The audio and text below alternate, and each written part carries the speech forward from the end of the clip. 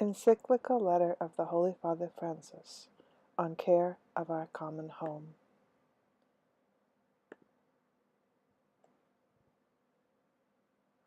Laudato si, mi Signore. Praise be to you, my Lord. In the words of this beautiful canticle, St. Francis of Assisi reminds us that our common home is like a sister with whom we share our life, and a beautiful mother who opens her arms to embrace us. Praise be to you, my Lord, through our sister Mother Earth, who sustains us and governs us, and who produces various fruits with colored flowers and herbs. This sister now cries out to us because of the harm we have inflicted on her by our irresponsible use and abuse of the goods with which God has endowed her. We have come to see ourselves as her lords and masters, entitled to plunder her at will. The violence present in our hearts wounded by sin is also reflected in the symptoms of sickness evident in the soil, in the water, in the air, and in all forms of life. This is why the earth herself, burdened and laid waste, is among the most abandoned and maltreated of our poor. She groans in travail, Romans 8:22. We have forgotten that we ourselves are dust of the earth, Genesis 2:7. Our very bodies are made up of her elements. We breathe her air, and we receive life and refreshment from her waters. Nothing in this world is indifferent to us. More than 50 years ago, with the world teetering on the brink of nuclear crisis, Pope St. John XXIII wrote an encyclical which not only rejected war but offered a proposal for peace. He addressed his message, Pacem in terris, to the entire Catholic world, and indeed to all men and women of goodwill.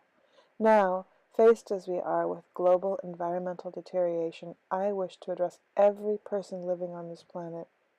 In my apostolic exhortation, Evangelii Gaudium, I wrote to all the members of the Church with the aim of encouraging ongoing missionary renewal. In this encyclical, I would like to enter into dialogue with all people about our common home. In 1971, 8 years after Pacem in terris, Blessed Pope the Sixth referred to the ecological concern as a tragic consequence of unchecked human activity. Quote, due to an ill-considered exploitation of nature, humanity runs the risk of destroying it and becoming in turn a victim of this degradation. Unquote.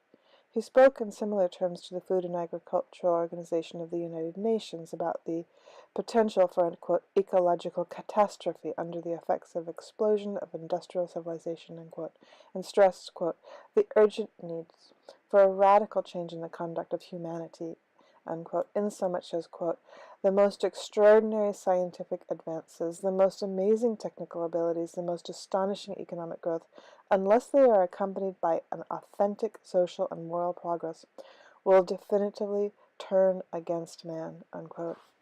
St. John Paul II became increasingly concerned about this issue. In his first encyclical, he warned that human beings frequently seem, quote, to see no other meaning in their natural environment than what serves for immediate use and consumption, unquote. Subsequently, he would call for a global ecological conversation. At the same time, he noted that little effort had been made to, quote, safeguard the moral conditions for an authentic human ecology, unquote. The destruction of the human environment is extremely serious, not only because God has entrusted the world to us men and women, but because human life is itself a gift, which must be defended from various forms of debasement. Every effort to protect and improve our world entails profound changes in, quote, lifestyle, models of production and consumption, and the established structures of power which today govern societies, unquote. Authentic human development has a moral character. It presumes full respect for the human person, but it also must be concerned for the world around us and, quote, take into account the nature of each being, of its mutual connection in an ordered system, unquote. Accordingly, our human ability to transform reality must proceed in line with God's original gift of all that is. My predecessor, Benedict the 16th, likewise proposed eliminating the structural causes of the dysfunctions of the world economy and correcting models of growth which have proved incapable of ensuring respect for the environment. End of that quote. He observed that the world cannot be analyzed by isolating only one of its aspects, since the book of nature is one and indivisible, and includes the environment, life, sexuality, the family, social relations, and so forth. It follows that the deterioration of nature is closely connected to the culture which shapes human coexistence. Unquote. Pope Benedict asked us to recognize that the natural environment has been gravely damaged by our irresponsible behavior. The social environment also has suffered damage. Both are ultimately due to the same evil, the notion that there are no indisputable truths to guide our lives, and hence human freedom is limitless. We have forgotten that, quote, man is not only a freedom which he creates for himself. Man does not create himself. He has spirit and will, but also nature, unquote. With paternal concern, Benedict urged us to realize that creation is harmed where we ourselves have the final word, where everything is simply our property and we use it for ourselves alone. The misuse of creation begins when we no longer recognize any higher instance than ourselves, when we see nothing but ourselves, unquote. United by the same concern. These statements of the Pope echoed the reflections of numerous scientists, philosophers, theologians, and civic groups, all of which have enriched the Church's thinking on these questions. Outside the Catholic Church, other churches and Christian communities, and other religions as well, have expressed deep concern and offered valuable reflections on issues of which all of us find disturbing. To give just one striking example, I would mention the statements made by the beloved ecumenical Patriarch Bartholomew, with whom we share the hope of full ecclesial communion. Patriarch Bartholomew has spoken in particular of the need for each of us to repent of the ways we have harmed the planet, for, quote, inasmuch as we all generate small ecological damage, quote unquote, we are called to acknowledge, quote, our contribution, smaller or greater, to the disfigurement and destruction of creation, unquote.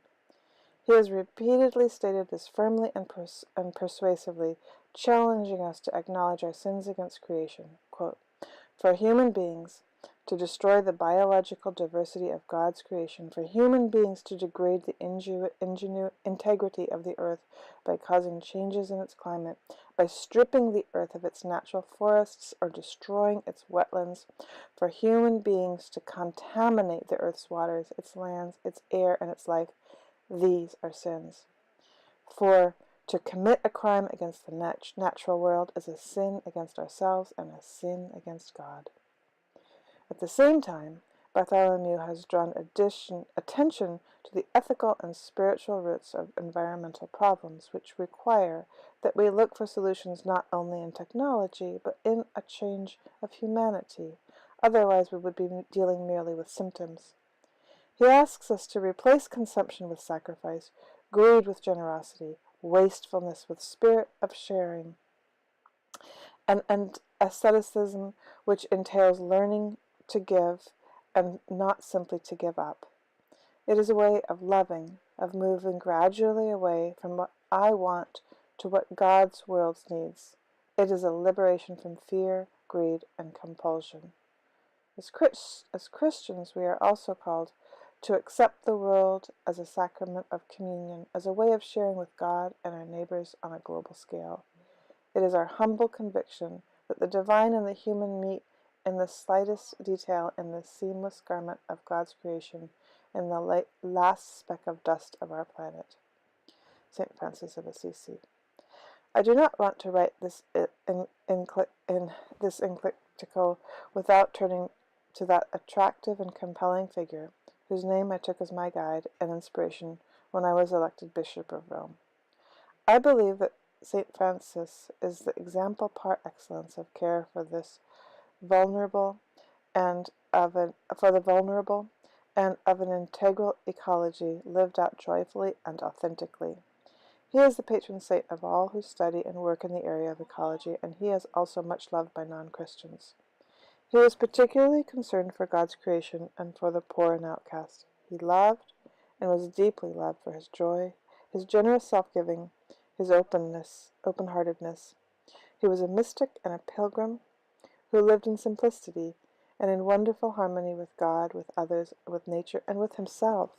He showed us just how inseparable the bond is between the concern for nature, justice for the poor, commitment to society, and interior peace. Francis helps us to see that an integral ecology calls for openness to categories which transcend the language of mathematics and biology and take us to the heart of what it is to be a human. Just as happens when we fall in love with someone, whether he would gaze at the sun, the moon, or the smallest animals, he burst into song, drawing all other creatures into his praise.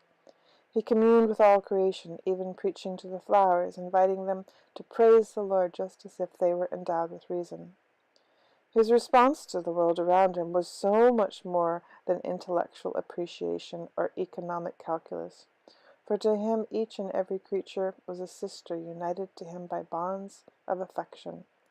This is why he felt called to care for all that exists. His disciple, Saint Bonaventure, tells us that, from a reflection on the primary source of all things, filled with even more abundant piety, he would call creatures, no matter how small, by the name of brother or sister. Such a conviction cannot be written off as naive or romanticism, for it affects the choices which determine our behavior. If we approach nature and the environment without this openness to awe and wonder, if we no longer speak the language of fraternity and beauty in our relationship to the world, our attitude will be that of our masters. Will be that of masters, consumers, ruthless exploiters, unable to set limits for the immediate needs. By contrast, if we feel intimately united with all that exists, then sobriety and care will well up in us spontaneously. The poverty and austerity of St. Francis were no mere veneer of asceticism, but something much more radical, a refusal to turn reality into an object simply to be used and controlled. What is more, St. Francis, faithful to Scripture, invites us to see nature as a magnificent book in which God speaks to us and grants us a glimpse of his infinite beauty and goodness. Through the greatness and the beauty of creatures, one comes to know, and by analogy, their Maker. Indeed, his eternal power and divinity have been made known through his works since the creation of the world, Romans 1:20. For this reason, Francis asked the part of the fairy. For this reason, Francis asked the part of the friary garden always to be left untouched, so that wild flowers and herbs could grow there, and those who saw them could raise their minds to God, the Creator of such beauty. Rather than a problem to be solved, the world is a joyful mystery to be contemplated with gladness and praise. My appeal. The urgent challenge to protect our common home includes a concern to bring the whole human family together to seek a sustainable and integral development, for we know that things can change. The Creator does not abandon us. He never forsakes his loving plan or repents of having created us. Humanity still has the ability to work together in building our common home. Here I want to recognize, encourage, and thank all those striving in countless ways to guarantee the protection of the home which we share. Particular appreciation is owed to those who tirelessly seek to resolve the tragic effects of environmental degradation on the lives of the world's poorest. Young people demand change. They wonder how anyone can claim to be building a better future without thinking of the environmental crisis and the suffering of the excluded. I urgently appeal then for a new dialogue about how we are shaping the future of our planet. We need a conversation which includes everyone, since the environmental challenge we are undergoing and its human roots concern and affect us all. The worldwide ecological movement has already made considerable progress and led to the establishment of numerous organizations committed to raising awareness of these challenges. Regrettably, many efforts to seek concrete solutions to the environmental crisis have proven ineffective, not only because of the powerful opposition, but also because of more general lack of interest. Obstructionist attitudes, even on the part of believers, can range from denial of the problem to indifference, nonchalant recognition, or blind confidence in technical solutions. We require a new and universal solidarity. As the bishops of South Africa have stated, quote, everyone's talents and involvements are needed to redress the damage caused by human abuse of God's creation, unquote. All of us can cooperate as instruments of God for the care of creation, each according to his or her own culture, experience, involvements, and talents. It is my hope that this Encyclical letter, which is now added to the body of the Church's social teachings, can help us to acknowledge the appeal, immensity, and urgency of the challenge we face. I will begin by briefly reviewing several aspects of the present ecological crisis, with the aim of drawing on the results of the best scientific research available today, letting them touch us deeply and provide a concrete foundation for the ethical and spiritual itinerary that follows.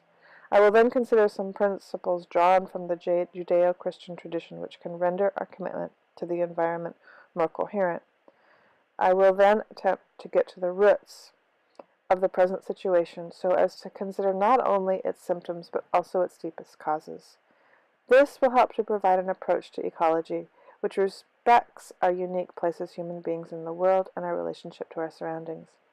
In light of this reflection, I will advance some broader proposals for dialogue and action, which would involve each of us as individuals and also affect international policy.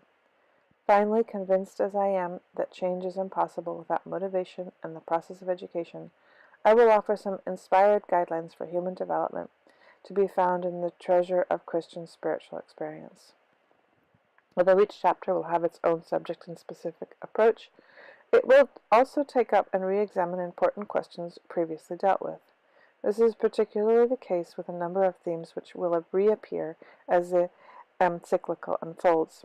As examples, I will point to the intimate relationship between the poor and the fragility of the planet, the conviction that everything in the world is connected, the critique of new paradigms and forms of power derived from technology, the call to seek other ways of understanding, the economy and progress, the value proper to each creation, the human meaning of ecology, the need for forthright and honest debate, the serious responsibility of international and local policy, the throwaway culture, and the proposal of a new lifestyle. These questions will not be dealt with once and for all, but reframed and enriched again and again. Chapter 1. What is happening to our common home? Theological and philosophical reflections on the situation of humanity and the world can sound tiresome and abstract unless they are grounded in the fresh analysis of our present situation, which in many ways is presented in the history of humanity. So, before considering how faith brings new incentives and requirements with regard to the world of which we are a part, I will briefly turn to what is happening in our common home. The continued acceleration of changes affecting humanity and the planet is coupled today with a more intensified pace of life and work, which might be called rapidification. Although change is part of the working of a complex systems, the speed with which human activity has developed contrasts with the naturally slow pace of biological evolution. Moreover, the goals of this rapid and constant change are not necessarily geared to the common good or to integral and sustainable human development. Change is something desirable, yet it becomes a source of anxiety when it causes harm to the world and to the quality of life of much of humanity. Following a period of irrational confidence in progress in human abilities, some sectors of society are now adopting a more critical approach. We see increasing sensitivity to the environment and the need to protect nature, along with a growing concern, both genuine and distressing, for what is happening to our planet. Let us review, however curiously, those questions which are troubling us today and which we can no longer sweep under the carpet. Our goal is not to amass information or to satisfy curiosity, but rather to become painfully aware, to dare to turn to what is happening to the world with our own personal suffering, and thus to discover what each of us can do about it. 1. Pollution and climate change. Pollution, waste, and the throwaway culture. Some forms of pollution are part of people's daily experience. Exposure to atmospheric pollutants produces a broad spectrum of health hazards, especially for the poor, and causes millions of premature deaths. People take sick, for example, from breathing high levels of smoke from fuels used in cooking or heating. There is also pollution that affects everyone, caused by transport, industrial fumes, substances which are contributed to the acidification of soil and water, fertilizers, insecticides, fungicides, herbicides, and agrotoxins in general. Technology, which, linked to business interests, is presented as the only solving of problems, in fact, proves incapable of seeing the mysterious network of relations between things, and so sometimes solves one problem only to create others. Account must also be taken of the pollution produced by residue, including dangerous waste present in different areas. Each year, hundreds of millions of tons of waste are generated, much of it non-biodegradable, highly toxic and radioactive, from homes and businesses, from construction and demolition sites, from clinical, electronic, and industrial sources. The Earth, our home, is beginning to look more and more like an immense pile of filth. In many parts of the planet, the elderly lament that once beautiful landscapes are now covered with rubbish. Industrial waste and chemical products are utilized in cities and agricultural areas and can lead to bioaccumulation in the organisms of local population, even when levels of toxins in those places are low. Frequently, no measures are taken until after people's health has been irreversibly affected. These problems are closely linked to the throwaway culture, which affects the excluded, just as it quickly reduces things to rubbish. To cite one example, most of the paper we produce is thrown away and not recycled. It is hard for us to accept that the way natural ecosystems work is exemplary. Plants synthesize nutrients which feed herbivores. These in turn become food for carnivores, which produce significant quantities of organic waste, which give rise to a new generation of plants. But our industrial system, at the end of its cycle of production and consumption, has not developed the capacity to absorb and reuse waste and byproducts. We have not yet managed to adopt a circular model of production capable of preserving resources for present and future generations, while limiting as much as possible the use of non-renewable resources, moderating their consumption, maximizing their efficient use, reusing and recycling them. A serious consideration of this issue would be one way of counteracting the throwaway culture which affects the entire planet, but it must be said that only limited progress has been made in this regard. Climate as a common good. The climate is a common good, belonging to all and meant for all. At the global level, it is a complex system linked to many of the essential conditions of human life. A very solid scientific consensus indicates that we are presently witnessing a disturbing warming of the climatic system. In recent decades, this warming has been accompanied by a constant rise in the sea level, and it would appear by an increase of environmental weather events, even if a scientifically determinable cause cannot be assigned to each particular phenomenon.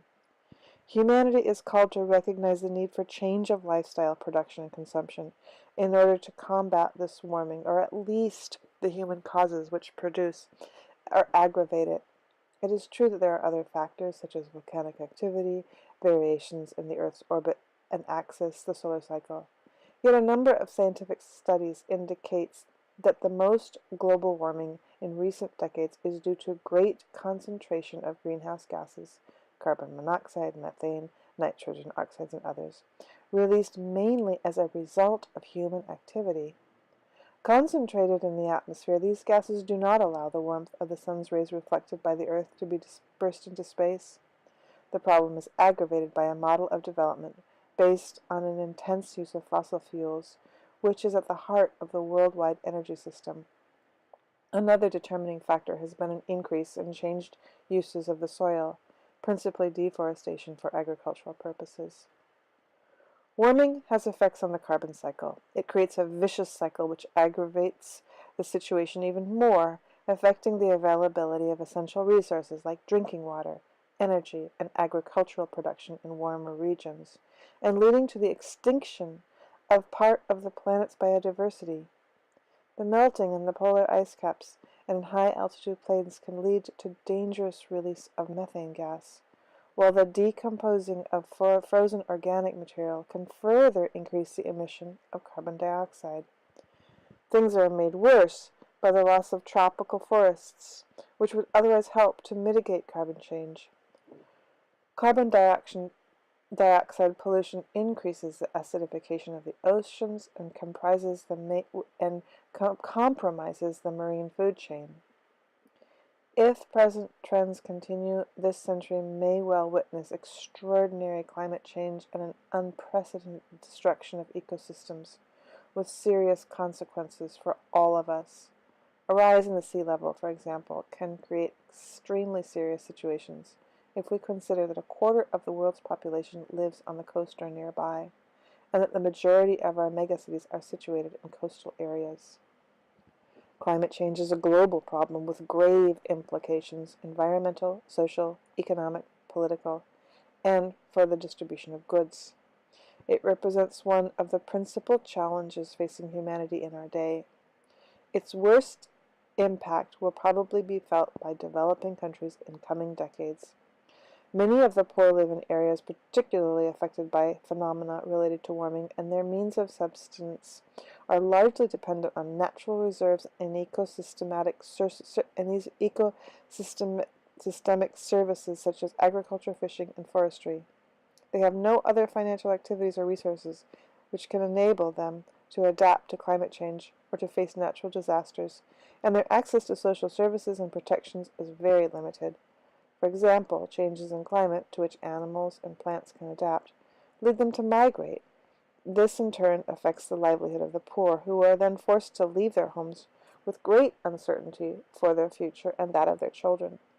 There has been a tragic rise in the number of migrants seeking to flee from the growing poverty caused by environmental degradation. They are not recognized by international conventions as refugees. They bear the loss of their lives that they have left behind without enjoying any legal protection whatsoever. Sadly, there is widespread indifference to such suffering, which is even now taking place throughout our world. Our lack of response to these tragedies involving our brothers and sisters points to the loss of that sense of responsibility for our fellow men and women upon which all civil society is founded. Many of those who possess more resources and economic or political power seem mostly to be concerned with masking the problem or concealing their symptoms, and simply making efforts to reduce some of the negative impacts of climate change. However, many of these symptoms indicate that such efforts will continue to worsen if we continue with current models of production and consumption. There is an urgent need to develop policies so that in the next few years the emissions of carbon dioxide and other highly polluting gases can be drastically reduced. For example, substituting for fossil fuels and developing sources of renewable energy. Worldwide, there is minimal access to clean and renewable energy. There is still a need to develop adequate storage technologies. Some countries have made considerable progress, although it is far more than constituting a significant proportion. Investments have also been made in means of production and transportation which consume less energy and require fewer raw materials, as well as in methods of construction and renovating buildings which improve their energy efficiency. But these good practices are still far from widespread. 2. The issues of water. Other indicators of the present situation have to do with the depletion of natural resources. We all know that it is not possible to sustain the present level of consumption in developed countries and wealthier sections of society where the habit of wasting and discarding has reached unprecedented levels. This exploitation of the planet has already exceeded acceptable limits, and we still have not solved the problem of poverty. Fresh drinking water is an issue of primary importance, since it is indispensable for human life and for supporting terrestrial and aquatic ecosystems. Sources of fresh water are necessary for healthcare, agriculture, and industry. Water supplies used to be relatively constant, but now in many places demand exceeds the sustainable supply, with dramatic consequences in the short and long term. Large cities depend on significant supplies of water, have experienced periods of shortage, and at critical moments, these have not always been administered with sufficient oversight and impartiality. Water poverty especially affects Africa, where large sectors of the population have no access to safe drinking water or experience droughts which impede agricultural production. Some countries have areas rich in water, while others endure drastic scarcity. One particularly serious problem is the quality of water available to the poor. Every day, unsafe water results in many deaths and the spread of water-related diseases, including those caused by microorganisms and chemical substances. Dysentery and cholera, linked to inadequate hygiene and water supplies, are a significant cause of suffering and of infant mortality. Underground water sources in many places are threatened by the pollution produced in certain mining, farming, and industrial activities, especially in countries lacking adequate regulation or controls. It is not only a question of industrial waste. Detergents and chemical products, commonly used in many places of the world, continue to pour into our rivers, lakes, and seas. Even as the quality of available water is constantly diminishing, in some places there is a growing tendency, despite its scarcity, to privatize their resource, turning it into a commodity subject to the laws of the market. Yet access to safe drinking water is a basic and universal right, since it is essential to human survival and as such is a condition for the existence of other human rights. Our world has a grave social debt towards the poor who lack access to drinking water because they are denied the right to a life consistent with their inalienable dignity. This debt can be paid partly by an increase in funding to provide clean water and sanitary services among the poor. But water continues to be wasted, not only in the developed world, but also in developing countries, which possess it in abundance. This shows that the problem of water is partly an educational and cultural issue, since there is little awareness of the seriousness of such behavior within the context of a great inequality. Greater scarcity of water will lead to an increase in the cost of food and various products which depend on its use. Some studies warn that an acute water shortage may occur within a few decades unless urgent action is taken. The environmental repercussions could affect billions of people. It is also conceivable that the control of water by large multinational businesses may become a major source of conflict in this century. 3. Loss of biodiversity. The Earth's resources are also being plundered because of short-sighted approaches to the economy, commerce, and production. The loss of forests and woodlands entails the loss of species, which may constitute extremely important resources in the future, not only for food, but also for curing diseases and other uses. Different species contain genes which could be key resources in years ahead for meeting human needs and regulating environmental problems. It is not enough, however, to think of different species merely as potential resources to be exploited, while overlooking the fact that they have value in themselves. Each year sees the disappearance of thousands of plants and animal species which we will never know, which our children will never see, because they have been lost forever. The great majority becomes extinct for reasons related to human activity. Because of us, thousands of species will no longer give glory to God by their very existence, nor convey their message to us. We have no such right. It may well disturb us to learn of the extinction of mammals or birds since they are more visible. But the good functioning of ecosystems also require fungi, algae, worms, insects, reptiles, and an innumerable variety of microorganisms. Some less numerous species, although generally unseen, nevertheless play a critical role in maintaining the equilibrium of a particular place. Human beings must intervene when a geosystem reaches a critical state, but nowadays such intervention in nature has become more and more frequent. As a consequence, serious problems arise, leading to further interventions. Human activity becomes ubiquitous with all the risks which this entails. Often a vicious cycle results, as human intervention to resolve problem further aggravates the situation. For example, many birds and insects which disappear due to synthetic agrotoxins are helpful for agriculture. Their disappearance will have to be compensated by yet another technique, which may well prove harmful.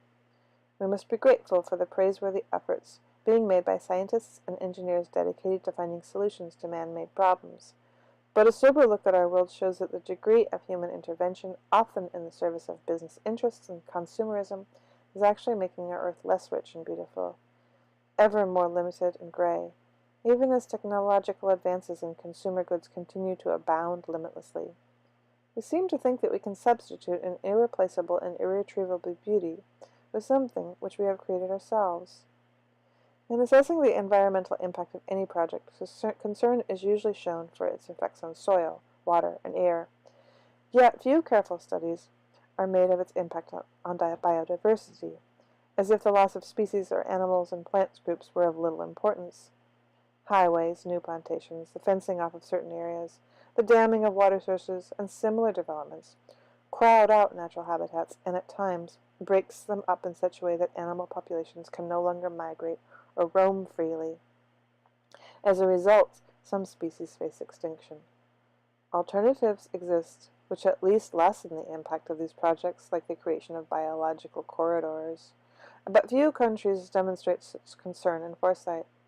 Frequently, when certain species are exploited commercially, little attention is paid to studying their reproductive patterns in order to prevent their depletion and the consequent imbalance of the ecosystem. Caring for ecosystems demands farsightedness, since no one looking for quick and easy profit is truly interested in their preservation.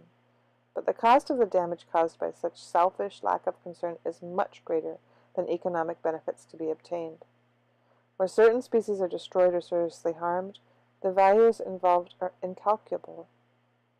We can be silent witnesses to terrible injustices if we think that we can obtain significant benefits by making the rest of humanity, present and future, pay the extremely high costs of environmental degradation. Some countries have made significant progress in establishing sanctuaries on land and in the oceans where any human intervention is prohibited, which might modify their feature or alter their original structure.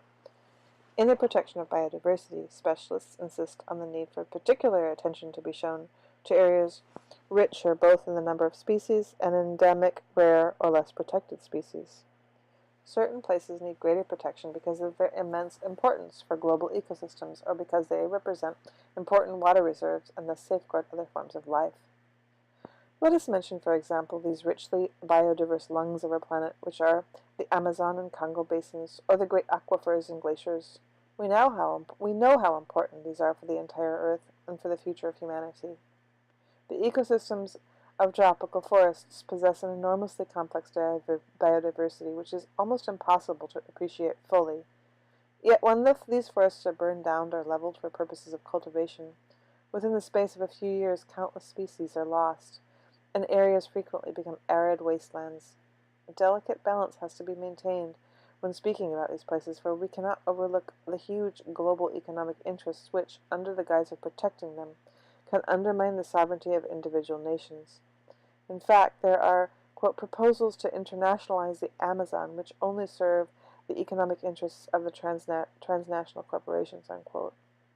We cannot fail to praise the commitment of international agencies and civil society organizations which draw public attention to these issues and offer critical cooperation, employing legitimate means of pressure to ensure that each government carries out its proper and inalienable responsibility to preserve its country's environment and natural resources without capitulating to spurious local or international interests.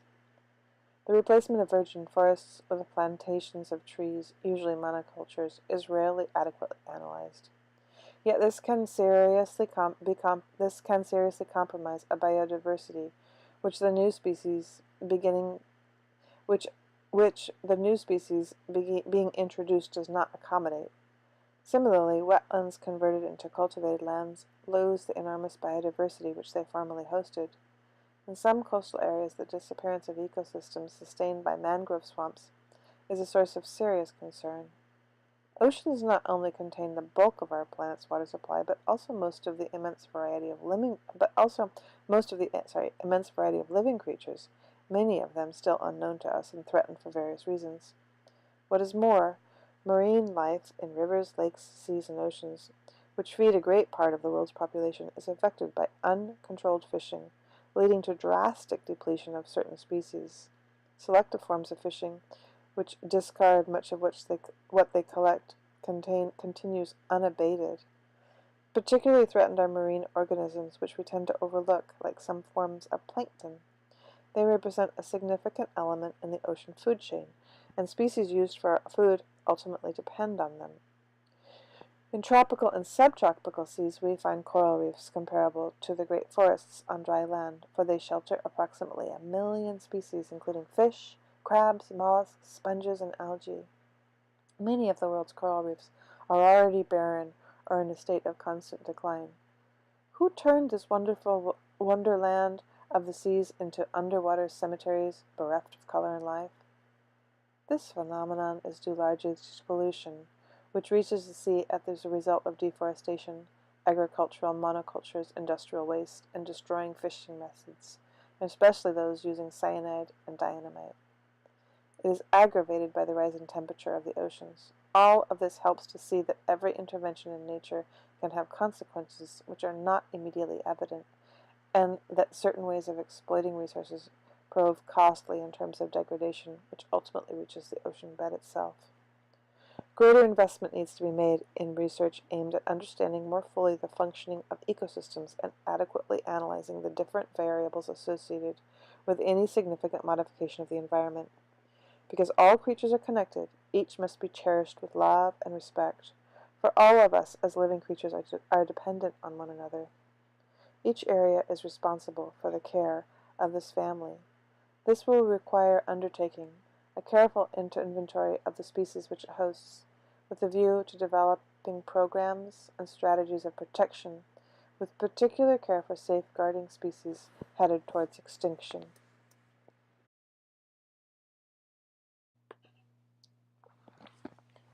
4. A decline in the quality of human life and the breakdown of society.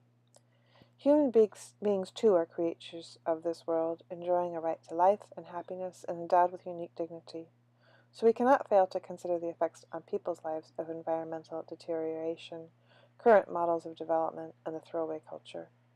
Nowadays, for example, we are conscious of the disproportionate and unruly growth of many cities, which have become unhealthy to live in, not only because of the pollution caused by toxic emissions, but also as a result of urban chaos, poor transportation, and visual pollution and noise.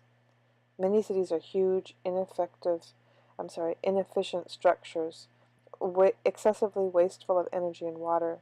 Neighborhoods, even those recently built, are congested, chaotic, and lacking in sufficient green space. We are not meant to be inundated by cement, asphalt, glass, and metal, and deprived of physical contact with nature. In some places, rural and urban alike, the privatization of certain spaces has restricted people's access to places of particular beauty. In others, ecological neighborhoods have been created which are close to outsiders in order to ensure an artificial tranquility. Frequently, we find beautiful and carefully manicured green spaces in so-called safer areas of cities, but not in the more hidden areas where the disposable of society live. The social dimensions of global change include the effects of technological innovations on employment, social exclusion, an inequitable distribution and consumption of energy and other services, social breakdown, increased violence, and the rise in new forms of social aggression, drug trafficking, growing drug use by young people, and loss of identity. These are signs that the growth of the past 2 centuries has not always led to an integral development and an improvement in the quality of life. Some of these signs are also symptomatic of real social decline, the silent rupture of the bonds of integration and social cohesion. Furthermore, when media and the digital world become omnipresent, their influence can stop people from learning how to live wisely, to think deeply, and to love generously. In this context, the great sages of the past run the risk of going unheeded among the noise and distractions of an informational overload. Efforts need to be made to help these media become sources of new cultural progresses for humanity, and not a threat to our deepest riches. True wisdom as the fruit of self-examination, dialogue, and generous encounter between persons is not acquired by a mere accumulation of data, which eventually leads to overload and confusion, a sort of mental pollution. Real relationships with others, with all the challenges they entail, now tend to be replaced by a type of internet communication which enables us to choose or eliminate relationships at whim, thus giving rise to a new type of contrived emotion, which has more to do with devices and displays than with other people and nature.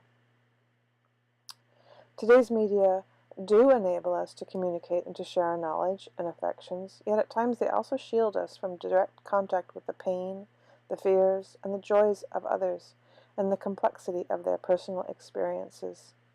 For this reason, we should be concerned that, alongside the exciting possibilities offered by these media, a deep and melancholic dissatisfaction with impersonal relations, or a harmful sense of isolation, can also arise.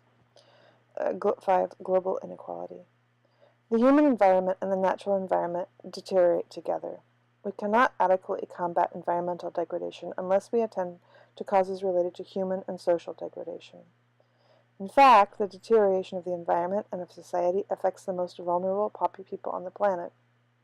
Both everyday experiences and scientific research show that the gravest effects of all attacks on the environment are suffered by the poorest. For example, the depletion of fishing reserves especially hurts small fishing communities without the means to replace those resources. Water pollution particularly affects the poor who cannot buy bottled water, and rises in the sea level mainly affect impoverished coastal populations who have nowhere else to go. The impact of present imbalances is also seen in the premature death of many of the poor, in conflicts sparked by the shortage of resources, and in any number of other problems which are insufficiently represented on global agendas. It needs to be said that, generally speaking, there is little in the way of clear awareness of problems which especially affect the excluded. Yet they are the majority of the planet's population, billions of people. These days they are mentioned in international political and economic discussions, but one often has the impression that their problems are brought up as an afterthought, a question which gets added almost out of duty or in a tangential way, if not treated merely as collateral damage. Indeed, when all is said and done, they frequently remain at the bottom of the pile. This is partly due to the fact that many professionals, opinion makers, and communication media and centers of power, being located in affluent urban areas, are far removed from the poor, with little direct contact with their problems. They live and reason from the comfortable position of a high level of development and a quality of life well beyond the reach of the majority of the world's population. This lack of physical contact and encounter, encouraged at times by the disintegration of our cities, can lead to a numbing of conscience and to tendentious analysis which neglects parts of reality. At times this attitude exists side by side with a green rhetoric. Today, however, we have to realize that a true ecological approach always becomes a social approach. It must integrate questions of justice and debates on the environment, so as to hear both the cry of the earth and the cry of the poor. Instead of resolving the problems of the poor and thinking of how the world can be different, some can only propose a reduction in the birth rate. At times, developing countries face forms of international pressure which make economic assistance contingent on certain policies of reproductive health. Yet, while it is true that an unequal distribution of the population and of available resources creates obstacles to development and a sustainable use of the environment, it must nonetheless be recognized that demographic growth is fully compatible with an integral and shared development. To blame population growth instead of extreme and selective consumerism on the part of some is one way of refusing to face the issue. It is an attempt to legitimize the present mode of distribution, where a minority believe that it is right to consume in a way which can never be universalized, since the planet could not even contain the waste products of such consumption. Besides, we know that approximately a third of all food produced is discarded, and whenever food is thrown out, it is as if it were stolen from the table of the poor. Still, attention needs to be paid to imbalances in population density on both national and global levels, since a rise in consumption would lead to complex regional situations as a result of the interplay between problems linked to environmental pollution, transport, waste treatment, loss of resources, and quality of life. Inequality affects not only individuals but entire countries. It compels us to consider an ethics of international relations. A true ecological debt exists, particularly between the global North and South, connected to commercial imbalances with effects on the environment, and the disproportionate use of natural resources by certain countries over long periods of time. The export of raw materials to satisfy markets in the industrial North has caused harm locally, as for example in mercury pollution in gold mining or sulfur dioxide pollution in copper mining. There is a pressing need to calculate the use of environmental space through the world for depositing gas residues, which have been accumulating for 2 centuries and have created a situation which currently affects all countries of the world.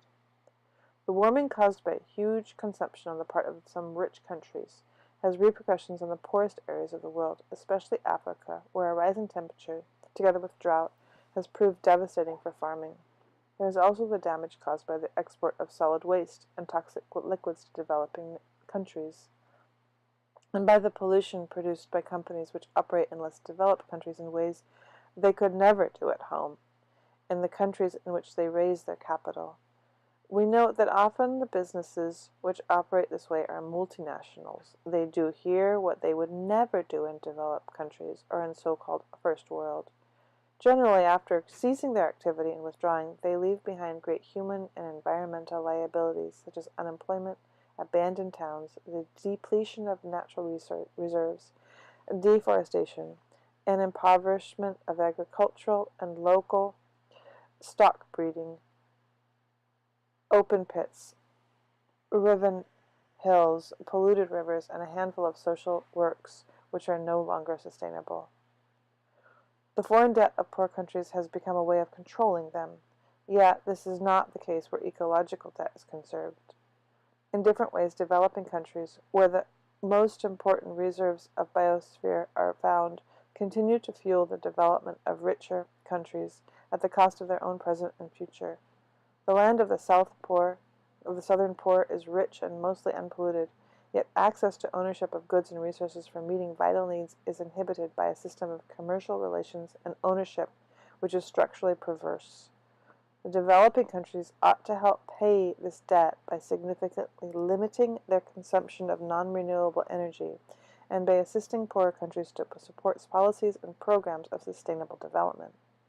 The poorest areas and countries are less capable of adopting new models for reducing environmental impact because they lack the wherewithal to develop the necessary processes and to cover their costs. We must continue to be aware that, regarding climate change, there are differentiated responsibilities.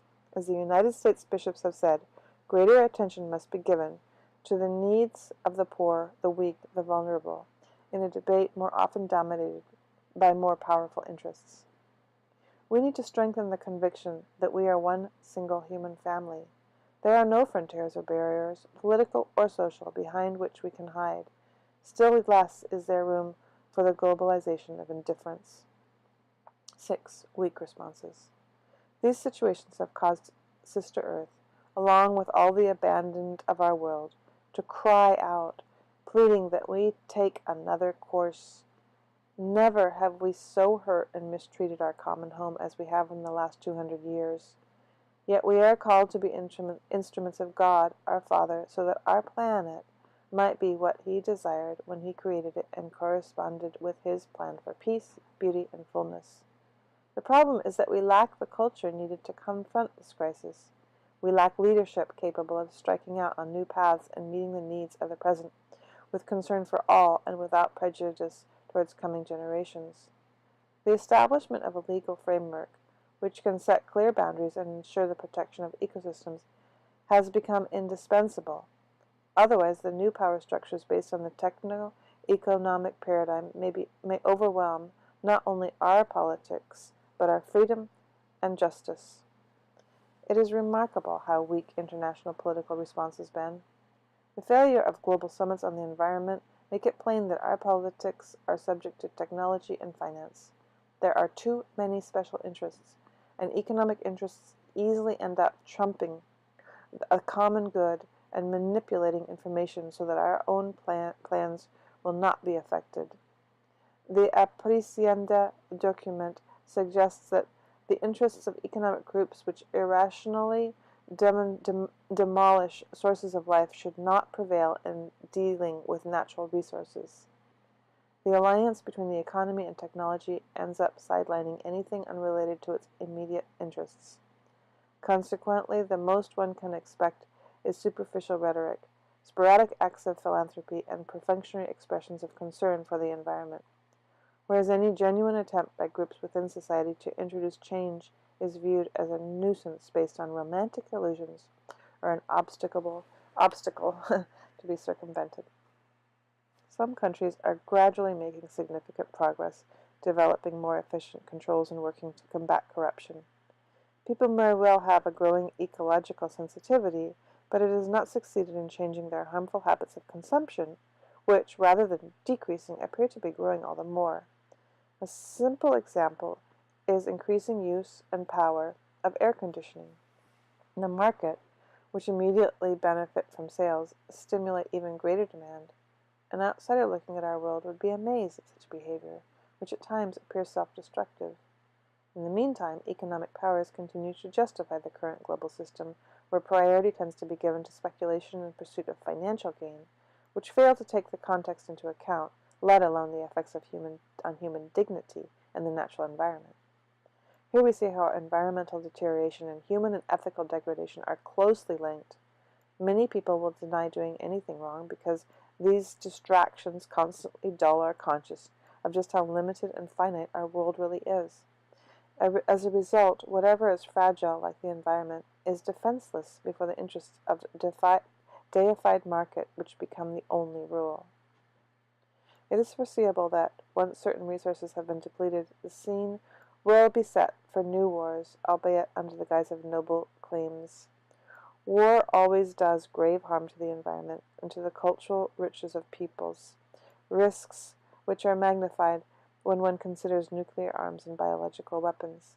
Despite international agreements which prohibit chemical, bacteriological, and biological warfare, the fact is that laboratory research continues to develop new offensive weapons capable of altering the balance of nature.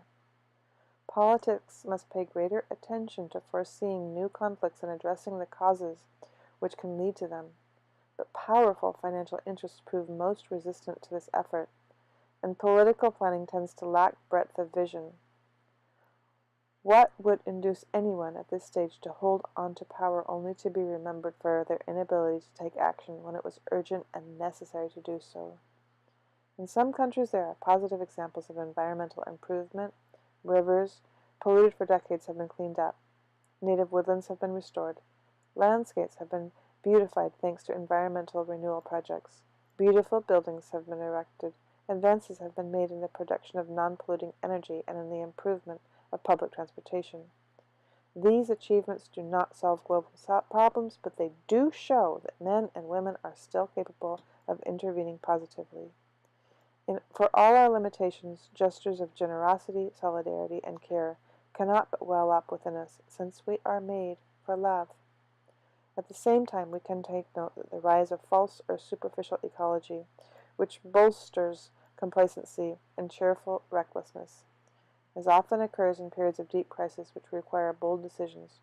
We are tempted to think that what is happening is not entirely clear. Superficially, apart from a few obvious signs of pollution and deterioration, things do not look that serious, and the planet could continue as it was for some time. Such evasiveness serves as a license for carrying on with our present lifestyle and models of production and consumption.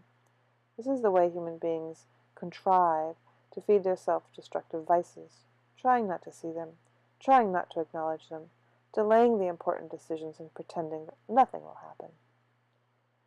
7. A variety of options. Finally, we need to acknowledge that different approaches and lines of thoughts have emerged regarding this situation and its possible solutions.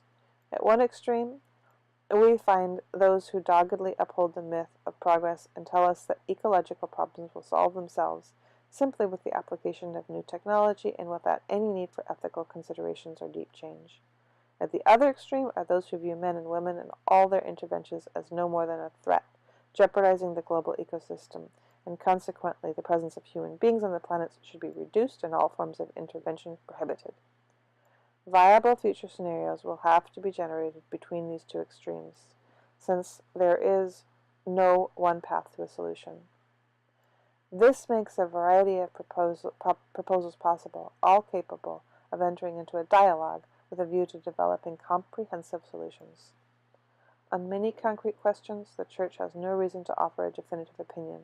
She knows that honest debate must be encouraged among experts while respecting divergent views.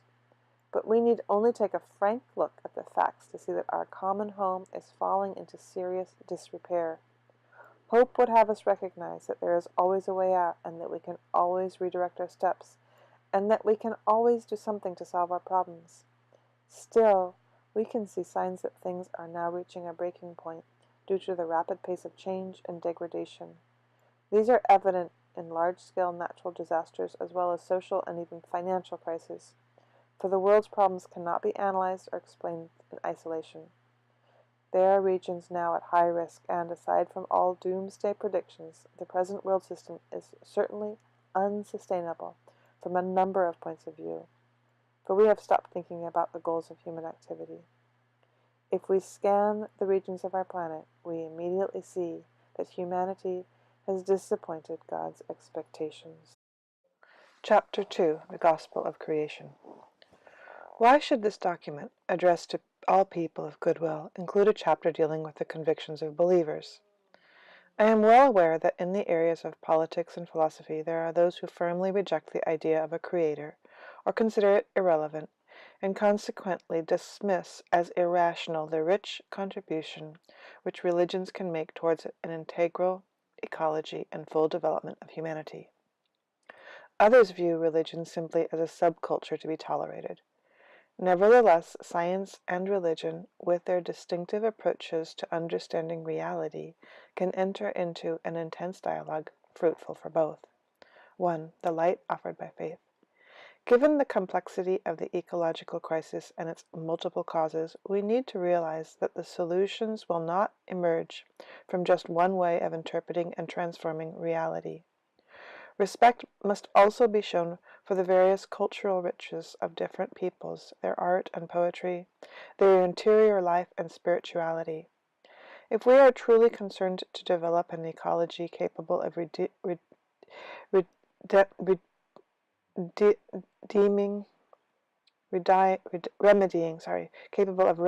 the damage we have done, no branch of the sciences and no form of wisdom can be left out, and that includes religion and the language particular to it. The Catholic Church is open to dialogue with philosophical thought. This has enabled her to produce various syntheses between faith and reason. The development of the Church's social teaching represents such a synthesis with regard to social issues. This teaching is called to be enriched by taking up new challenges. Furthermore, although this encyclical welcomes dialogue with everyone so that together we can seek paths of liberation, I would like from the outset to show how faith convictions can offer Christians and some other believers as well ample motivation to care for nature and for the most vulnerable of their brothers and sisters. If the simple fact of being human moves people to care for the environment of which they are a part, Christians, in their turn, realize that their responsibility within creation and their duty towards nature and the Creator are an essential part of their faith. It is good for humanity and the world at large when we believers better recognize the ecological commitments which stem from our convictions. 2. The wisdom of the biblical accounts. Without repeating the entire theology of creation, we can ask what the great biblical narratives say about the relationship of human beings with the world. In the first creation account of the book of Genesis, God's plans include creating humanity.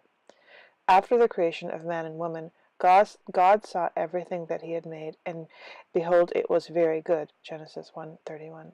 The Bible teaches that every man and woman is created out of love and made in God's image and likeness. Genesis 1:26.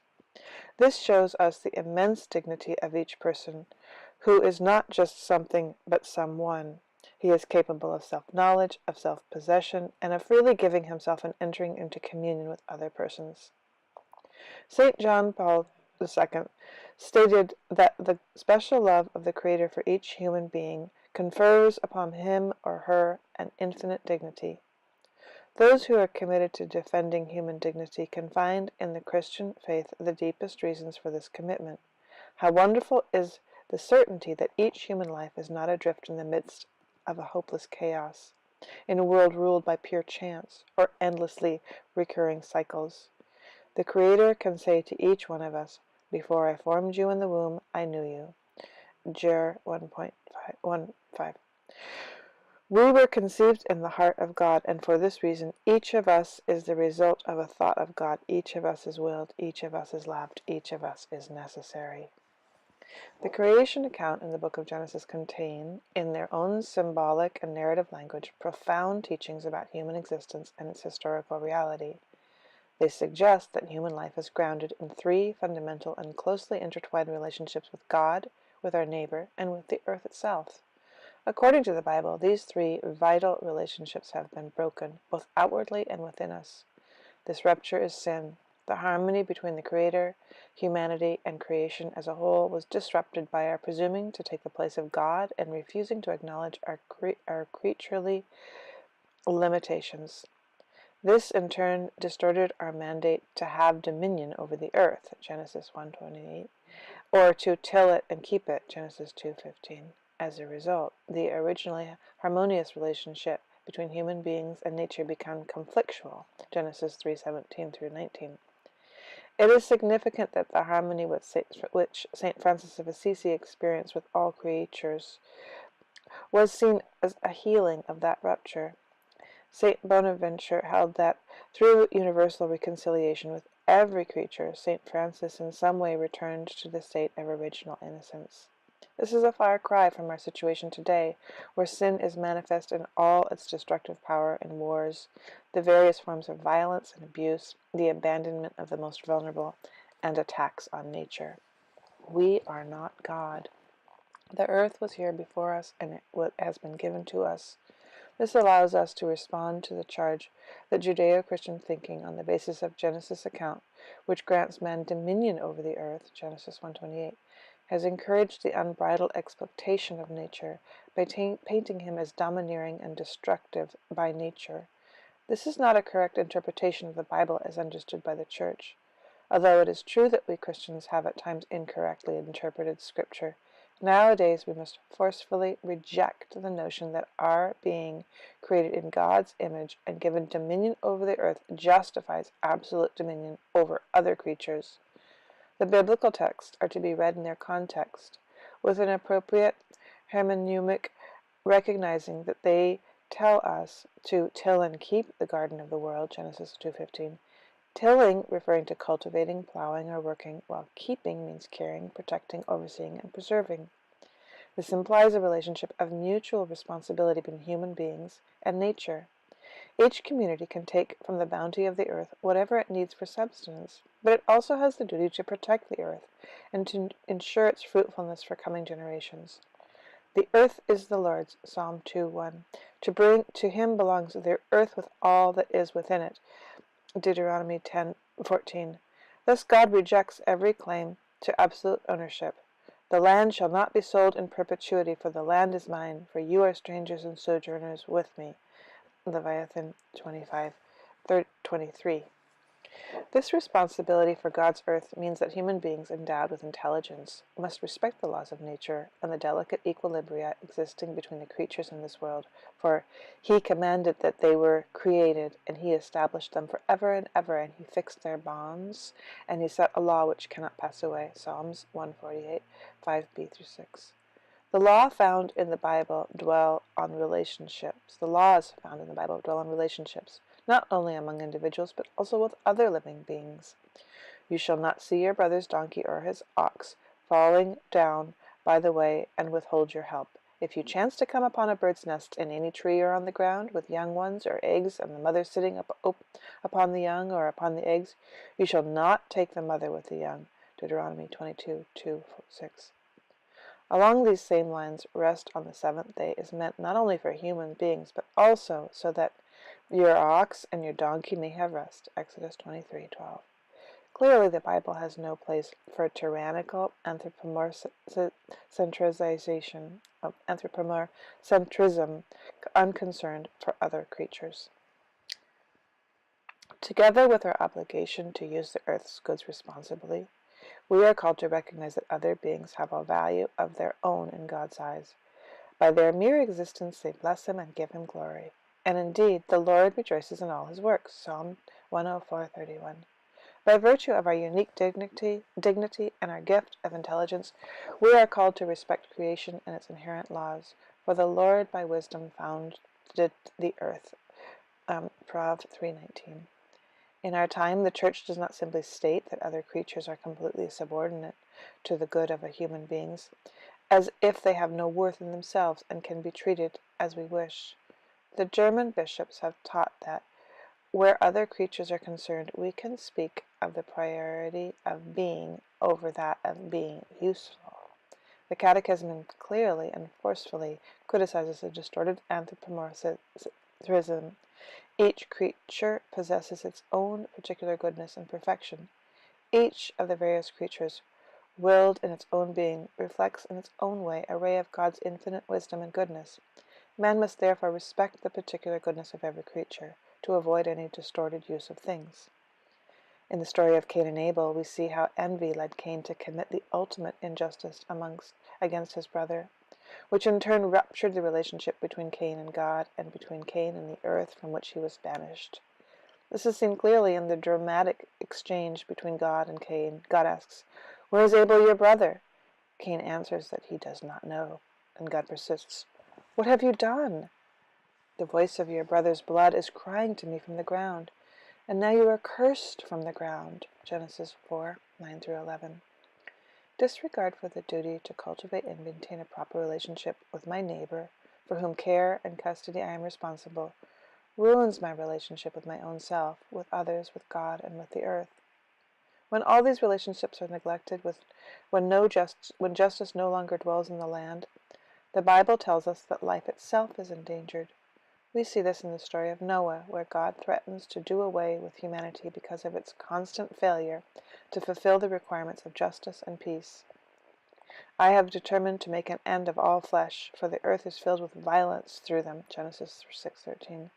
These ancient stories, full of symbolism, bear witness to a conviction that which we share today, that everything is interconnected, and that genuine care for our own lives and our relationships with nature is inseparable from fraternity, justice, and faithfulness to others.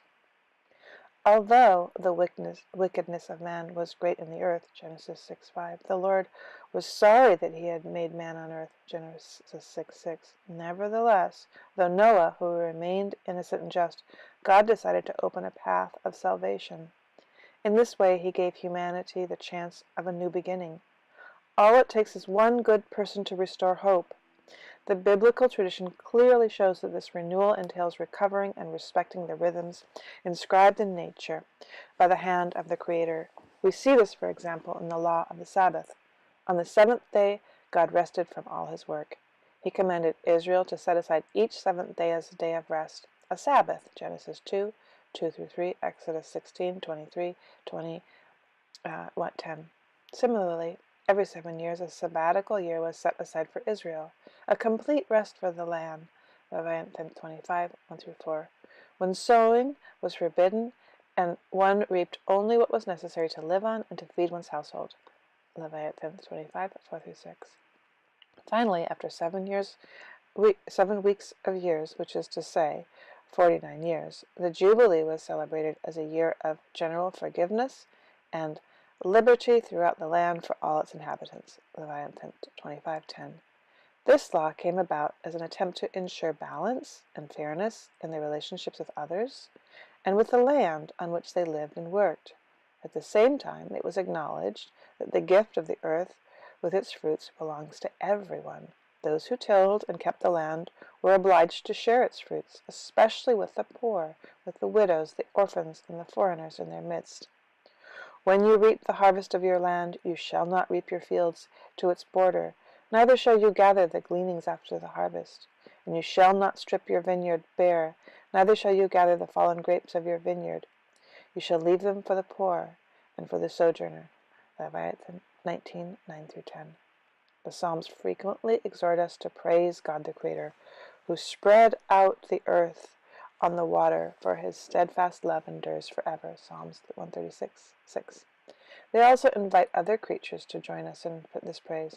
Praise him, sun and moon. Praise him, all you shining stars. Praise him, you highest heavens, you waters above the heavens. Let them praise the name of the Lord, for he commanded and they were created. Psalms 148, 3-5. We do not only exist for God's mighty power, we also live with him and beside him. This is why we adore him. The writings of the prophets invite us to find renewed strength in times of trial by contemplating the all-powerful God who created the universe. Yet God's infinite power does not lead us to flee his fatherly tenderness, because in his affection and strength are joined. Indeed, all sound spirituality entails both welcoming divine love and adoration, confident in the Lord because of his infinite power. In the Bible, the God who liberates and saves is the same God who created the universe, and these two divine ways of acting are intimately and inseparably connected. Ah, Lord God, it is you who made the heavens and the earth by your great power and by your outstretched arm. Nothing is too hard for you. You brought your people, Israel, out of the land of Egypt with signs and wonders. Jer 32, 17, 21. The Lord is the everlasting God, the creator of the ends of the earth. He does not faint or grow weary. His understanding is unsearchable. He gives power to the faint and strengthens the powerless. Isaiah 40, 28b-29. The experience of the Babylonian captivity provoked a spiritual crisis which led to deeper faith in God. Now his creative omnipotence was given pride of place in order to exhort the people to rein their hope in the midst of their wretched predicament. Centuries later, in another age of trial and persecution, when the Roman Empire was seeking to impose absolute dominion, the faithful would once again find consolation and hope in a growing trust in the all-powerful God. Great and wonderful are your deeds, O Lord God, the Almighty. Just and true are your ways. Revelations 15:3. The God who created the universe out of nothing can also intervene in this world and overcome every form of evil. Injustice is not invincible. A spirituality which forgets God as all-powerful and creator is not acceptable. This is how we end up worshipping earthly powers, or ourselves usurp the place of God, even to the point of claiming an unlimited right to trample his creation underfoot. The best way to restore men and women to their rightful place, putting an end to their claim to absolute dominion over the earth, is to speak once more of the figure of a Father who creates and who alone owns the world. Otherwise, human beings will always try to impose their own laws and interests on reality. 3. The mystery of the universe. In the Judeo-Christian tradition, the word creation has a broader meaning than nature, for it has to do with God's loving plan in which every creature has its own values and significance. Nature is usually seen as a system which can be studied, understood, and controlled, whereas creation can only be understood as a gift from the outstretched hand of the Father of all, and as a reality illuminated by the love which calls us together into universal communion. By the word of the Lord the heavens were made. Psalm 33:6. This tells us that the world came about as the result of a decision, not from chaos or chance, and this exalts it all the more. The creating word expresses a free choice. The universe did not emerge as a result of arbitrary omnipotence, a show of force, or a desire for self-assertion. Creation is of the order of love. God's love is the fundamental moving force in all created things. For you love all things that exist, and detest none of the things that you have made. for you would not have made anything if you had not hated it. Wis 11:24. Every creature is thus the object of the Father's tenderness, who gives it its place in the world. Even the fleeting life of the least of beings is the object of his love, and in its few seconds of existence, God enfolds it with his affection. St. Basil the Great described the Creator as goodness without measure, while Dante Alighieri spoke of the love which moves the sun and stars. Consequently, we can ascend from created things to the greatest of God and his loving mercy. At the same time, Judeo-Christian thought demytholized nature. While continuing to admire its grandeur and immensity, it no longer saw nature as divine. In doing so, it emphasizes all the more our human responsibility for nature. This rediscovery of nature can never be at the cost of the freedom and responsibility of human beings who, as part of the world, have the duty to cultivate their abilities in order to protect it and develop its potential. If we acknowledge the value and the fragility of nature and, at the same time, our God-given abilities, we can finally leave behind the modern myth of unlimited material progress. A fragile world, entrusted by God to human care, challenge us to devise intelligent ways of directing, developing, and limiting our power. In this universe shaped by open and intercommunicating systems, we can discern countless forms of relationship and participation. This leads us to think of the whole as open to God's transcendence, within which it develops. Faith allows us to interpret the meaning and the mysterious beauty of what is unfolding. We are free to apply our intelligence towards things evolving positively, or towards adding new ills, new causes of suffering, and real setbacks. This is what makes for the excitement and drama of human history, in which freedom, growth, salvation, and love can blossom, or lead towards decadence and mutual destruction. The work of the Church seeks not only to remind everyone of the duty to care for nature, but at the same time, she must above all protect mankind from self-destruction. Yet God, who wishes to work with us and who counts on our cooperation, can also bring good out of the evil that we have done. The Holy Spirit can be said to possess an infinite creativity proper to the divine mind, which knows how to loosen the knots of human affairs, including the most complex and inscrutable.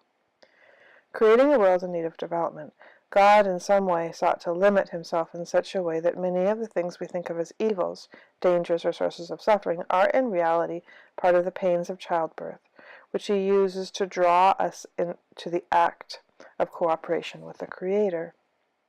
God is intimately present to each being, without impinging on the autonomy of his creature, and thus gives rise to the rightful autonomy of earthly affairs. His divine presence, which ensures the subsistence and growth of each being, continues the work of creation. The Spirit of God has filled the universe with possibilities, and therefore, from the very heart of things, something new can always emerge. Nature is nothing other than a certain kind of art, namely God's art, impressed upon things, whereby those things are moved to a determined end. It is as if a shipbuilder were able to give timbers and wherewithal to move themselves to take the form of a ship. Human beings, even if we postulate a process of evolution, also possess a uniqueness which cannot be fully explained by the evolution of other open systems. Each of us has his or her own personal identity and is capable of entering into dialogue with others and with God himself. Our capacity to reason, to develop arguments, to be inventive, to interpret reality, and to create art, along with other, not yet discovered capacities, are signs of uniqueness which transcends the spheres of physics and biology.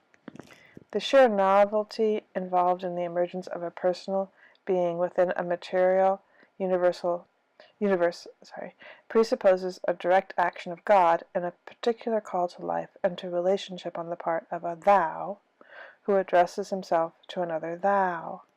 The biblical accounts of creation invite us to see each human being as a subject who can never be reduced to the status of an object. Yet, it would be It would also be mistaken to view other living beings as mere objects subjected to arbitrary human dominion. When nature is viewed solely as a source of profit and growth, this has serious consequences for society. This vision of might is right has generated immense inequality, injustice, and acts of violence against the majority of humanity, since resources end up in the hands of the first comer or the most powerful. The winner takes all. Completely at odds with this model are the ideals of harmony, justice, fraternity, and peace, as proposed by Jesus. As he said of the powers of his own age, "You know that the rulers of the Gentiles lord it over them, and their great men exercise authority over them. It shall not be so among you, but whoever would be great among you must be your servant." MT 20:25-26. The ultimate destiny of the universe is in the fullness of God, which has already been attained by the risen Christ, the measure of the maturity of all things. Here we can add yet another argument for rejecting every tyrannical and irresponsible dominion of human beings over other creatures.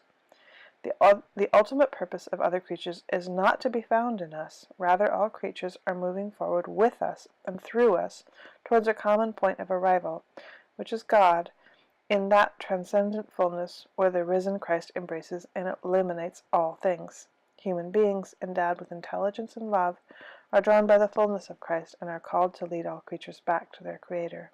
4. The message of each creature and in the harmony of creation. Our insistence that each human being is an image of God should not make us overlook the fact that each creature has its own purpose. None is superfluous. The entire material universe speaks of God's love, His boundless affection for us. Soil, water, mountains, everything is, as it were, a caress of God. The history of our friendship with God is always linked to particular places, which takes on an intensely personal meaning. We all remember places, and revisiting those memories does us much good. Anyone who has grown up in the hills or used to sit by the spring to drink or played outdoors in the neighborhood square, going back to these places is a chance to recover something of their true selves.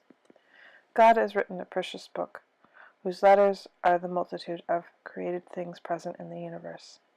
The Canadian bishops rightly pointed out that no creature is excluded from the manifestation of God. From panoramic vistas to the tiniest living form, nature is a constant source of wonder and awe. It is also a continuing revelation of the divine. The bishops of Japan, for their part, made a thought-provoking observation. To sense each creature singing the hymn of its existence is to live joyfully in God's love and hope.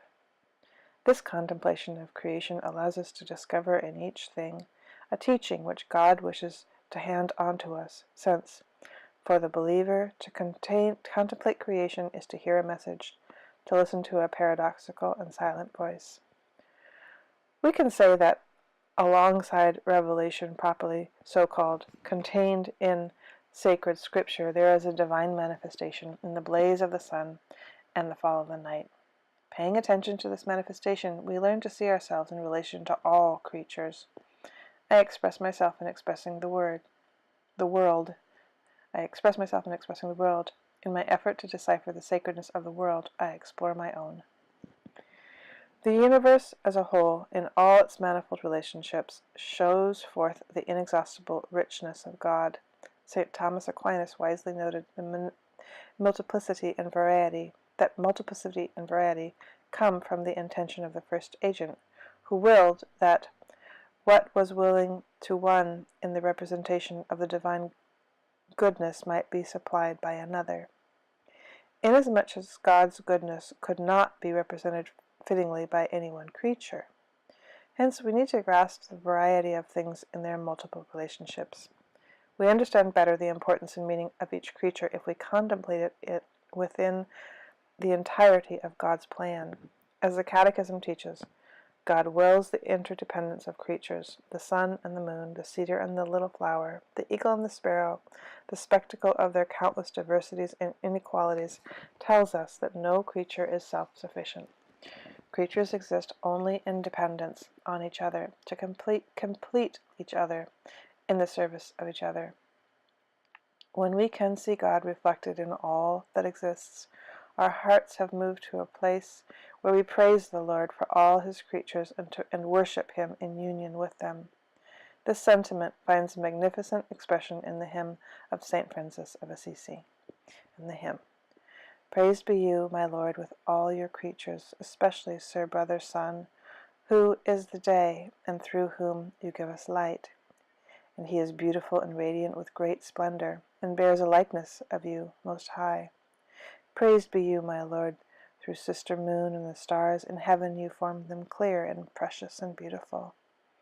Praised be you, my Lord, through brother wind, and through the air cloudy and serene, and every kind of weather, through whom you give sustenance to your creatures. Praised be you, my Lord, through sister water, who is very useful and humble and precious and chaste. Praised be you, my Lord, through brother fire, through whom you light the night, and he is beautiful and playful and robust and strong." End of poem. The bishops of Brazil have pointed out that nature as a whole not only manifests God, but also a locus of his presence. The spirit of life dwells in every living creature and calls us to enter into relationship with him. Discovering this presence leads us to cultivate the ecological virtues. This is not to forget that there is an infinite distance between God and the things of the world, which do not possess his fullness.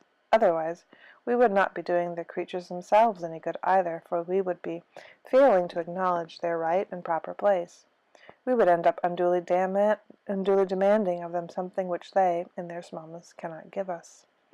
5. A universal communion. The created things of the world are not free of ownership, for they are yours, our Lord, who love the living. Wes 11:26. This is the basis of our conviction that, as part of the universe, called into being by one Father, all of us are linked by unseen bonds and together form a kind of universal family, a sublime communion which fills us with a sacred, affectionate, and humble respect. Here I would reiterate that God has joined us so closely to the world around us that we can feel the desertification of the soil almost as a physical ailment, and the extinction of a species as a painful disfigurement. This is not to put all living things on the same level, nor to deprive human beings of their unique worth and the tremendous responsibility it entails. Nor does it imply a divination of the earth which would prevent us from working on it and protecting it in its fragility. Such notions would end up creating new imbalances which would deflect us from the reality which challenges us.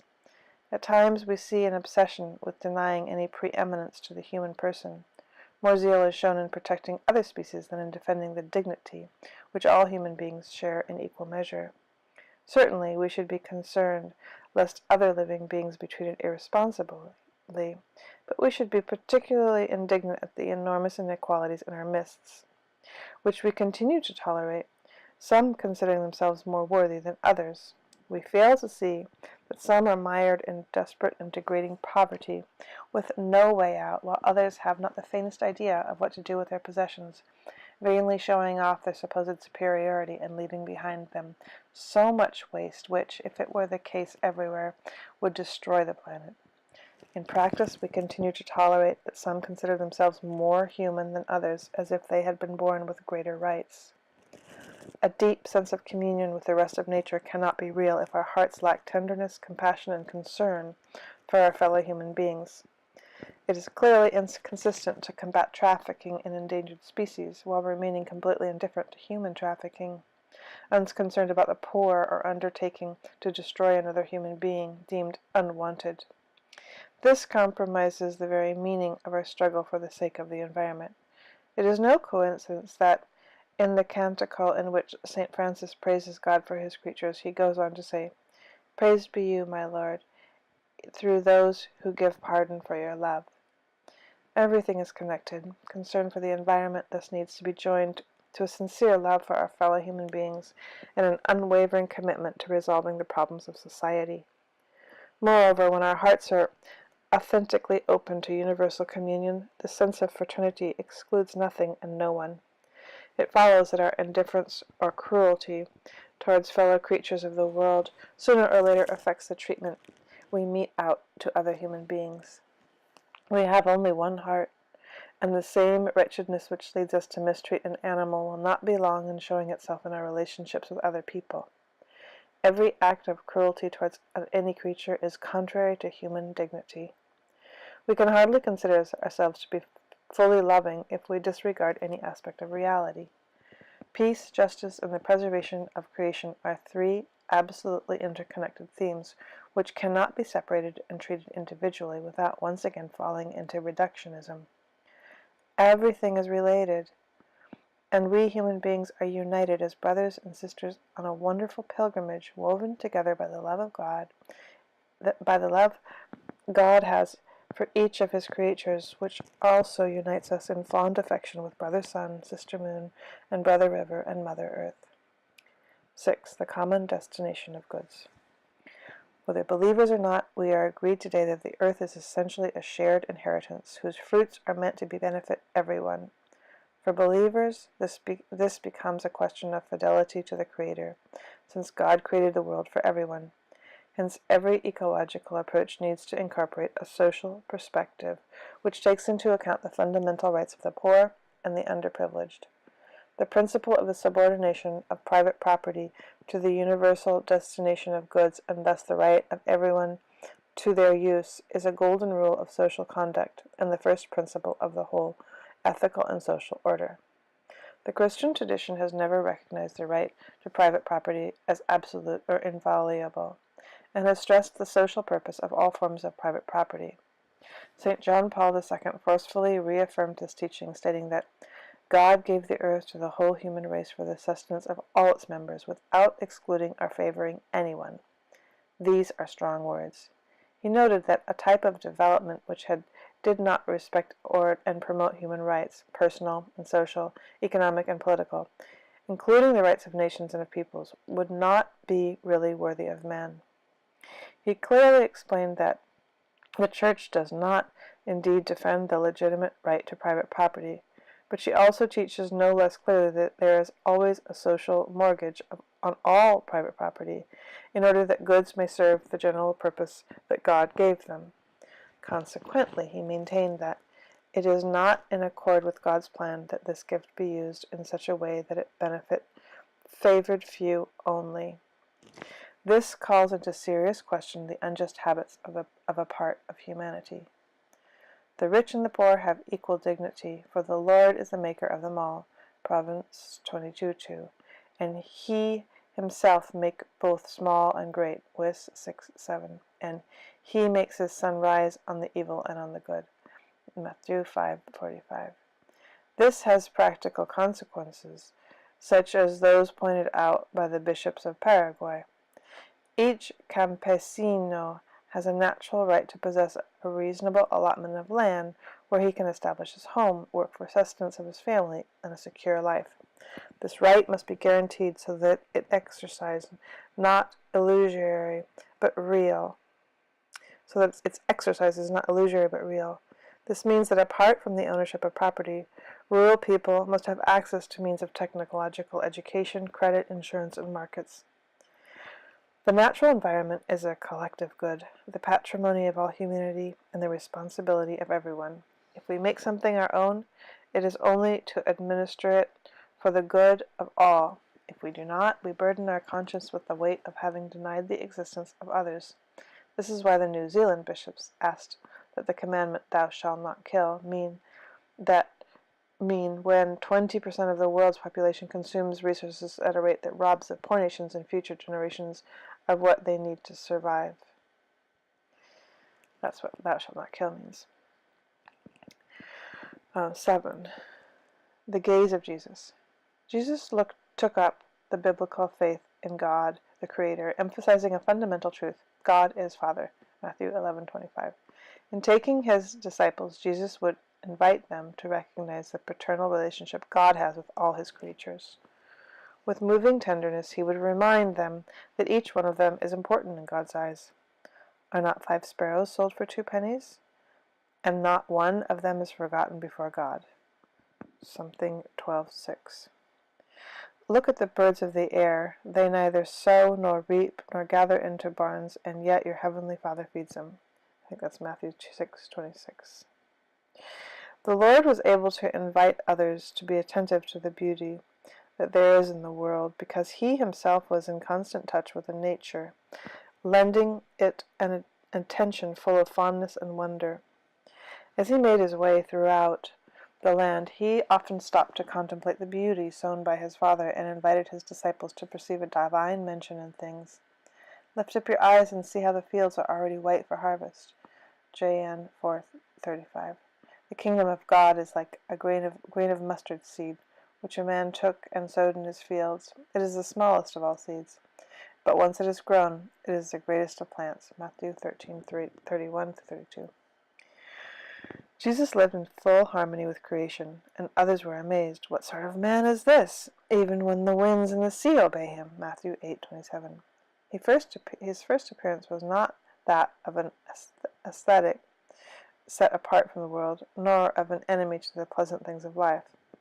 Of himself he said, the Son of Man came eating and drinking, and they said, Look, a glutton and a drunkard. Matthew 11:19. He was far removed from the philosophies which despise the body, matter, and things of the world. Such unhealthy dualisms nonetheless left a mark on certain Christian thinkers in the course of history and disfigured the gospel. Jesus worked with his hands in daily contact with the matter created by God, to which he gave form by his craftsmanship.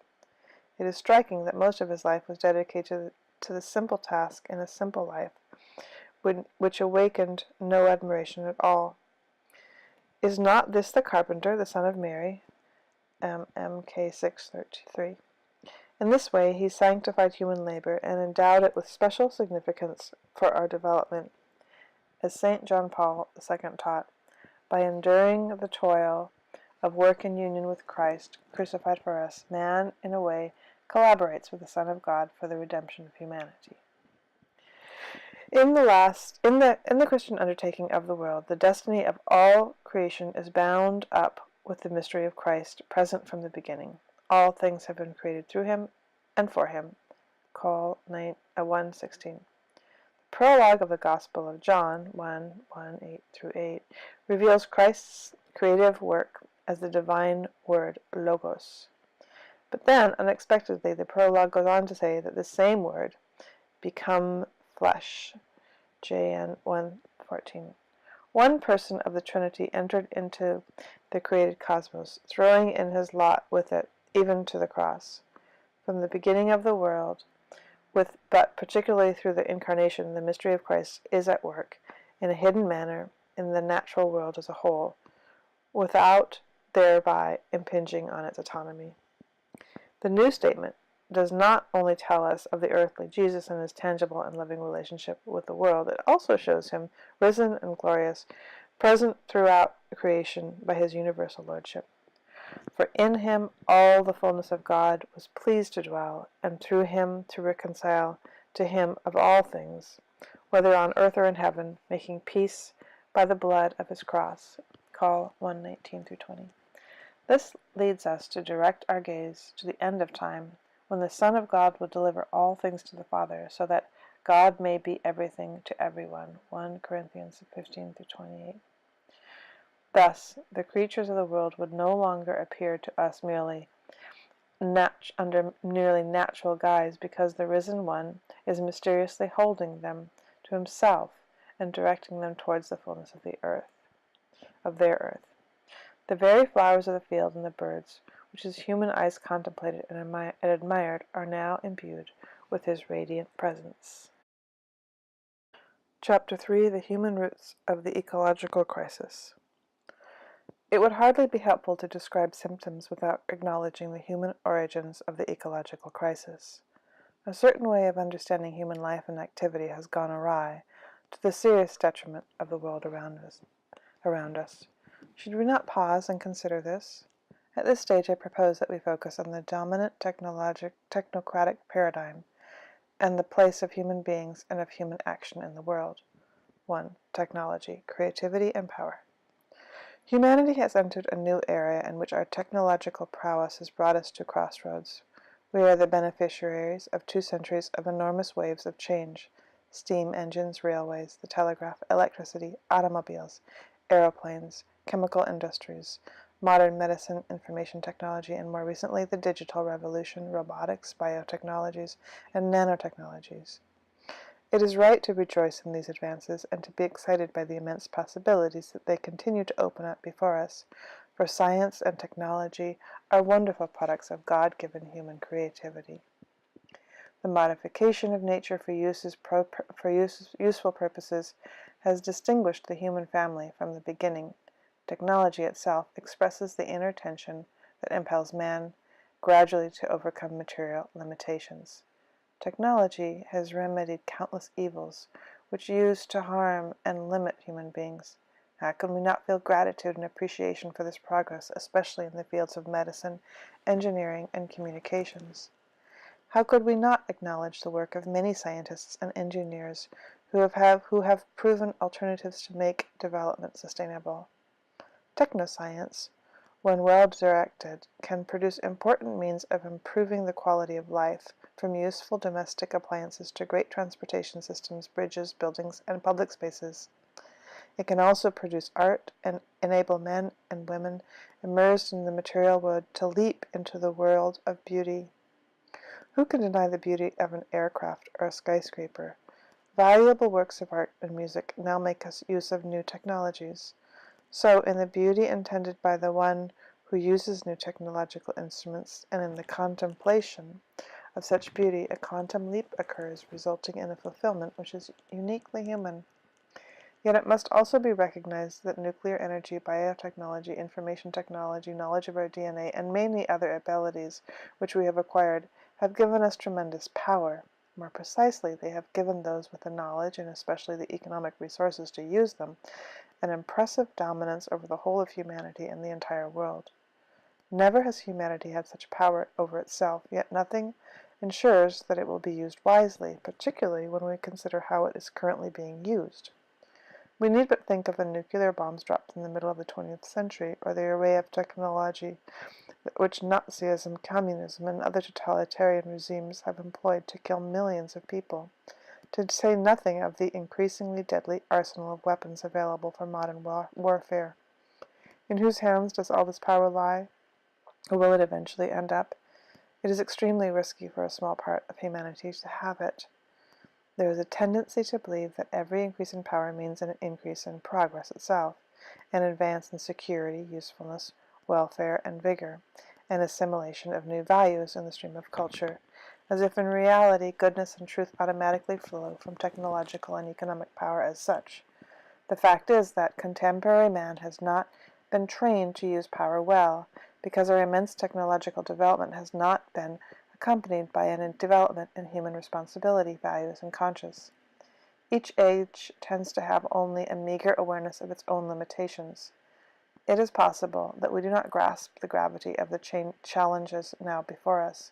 The risk is growing day by day that man will not use his power as he should. In effect, power is never considered in terms of the responsibility or choice which is inherent in freedom, since its only norms are taken from alleged necessity, either from utility or security. But human beings are not completely autonomous.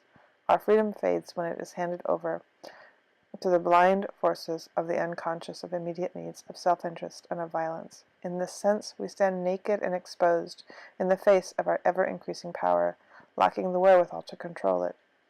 We have certain superficial mechanisms, but we cannot claim to have a sound ethic, a culture, and a spirituality generally capable of setting limits and teaching clear-minded self-reliance. 2. The globalization of technocratic paradigm. The globalization of the technocratic paradigm. The basic problem goes even deeper. It is the way that humanity has taken up technology and its development according to an undifferentiated and one-dimensional paradigm. This paradigm exalts the concept of a subject who, using logical and rational procedures, progressively approaches and gains control over an external object. This subject makes every effort to establish the scientific and experimental method, which in itself is already a technique of possession, mastery, and transformation. It is as if the subject were to find itself in the presence of something formless, completely open to manipulation. Men and women have constantly intervened in nature, but for a long time this meant being in tune with and respecting the possibilities offered by the things themselves. It was a matter of receiving what nature itself allowed, as if from its own hand. Now, by contrast, we are the ones to lay our hands on things, attempting to extract everything possible from them, while frequently ignoring or forgetting the reality in front of us.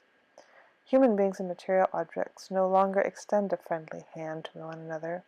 The relationship has become confrontational. This has made it easy to accept the idea of infinite or unlimited growth, which proves so attractive to economists, financiers, and experts in technology. It is based on the lie that there is an infinite supply of the Earth's goods, and this leads to the planet being squeezed dry beyond every limit. It is the false notion that an infinite quality of energy and resources are available, that it is possible to renew them quickly, and that the negative effects of the exploitation of the natural world order can be easily absorbed.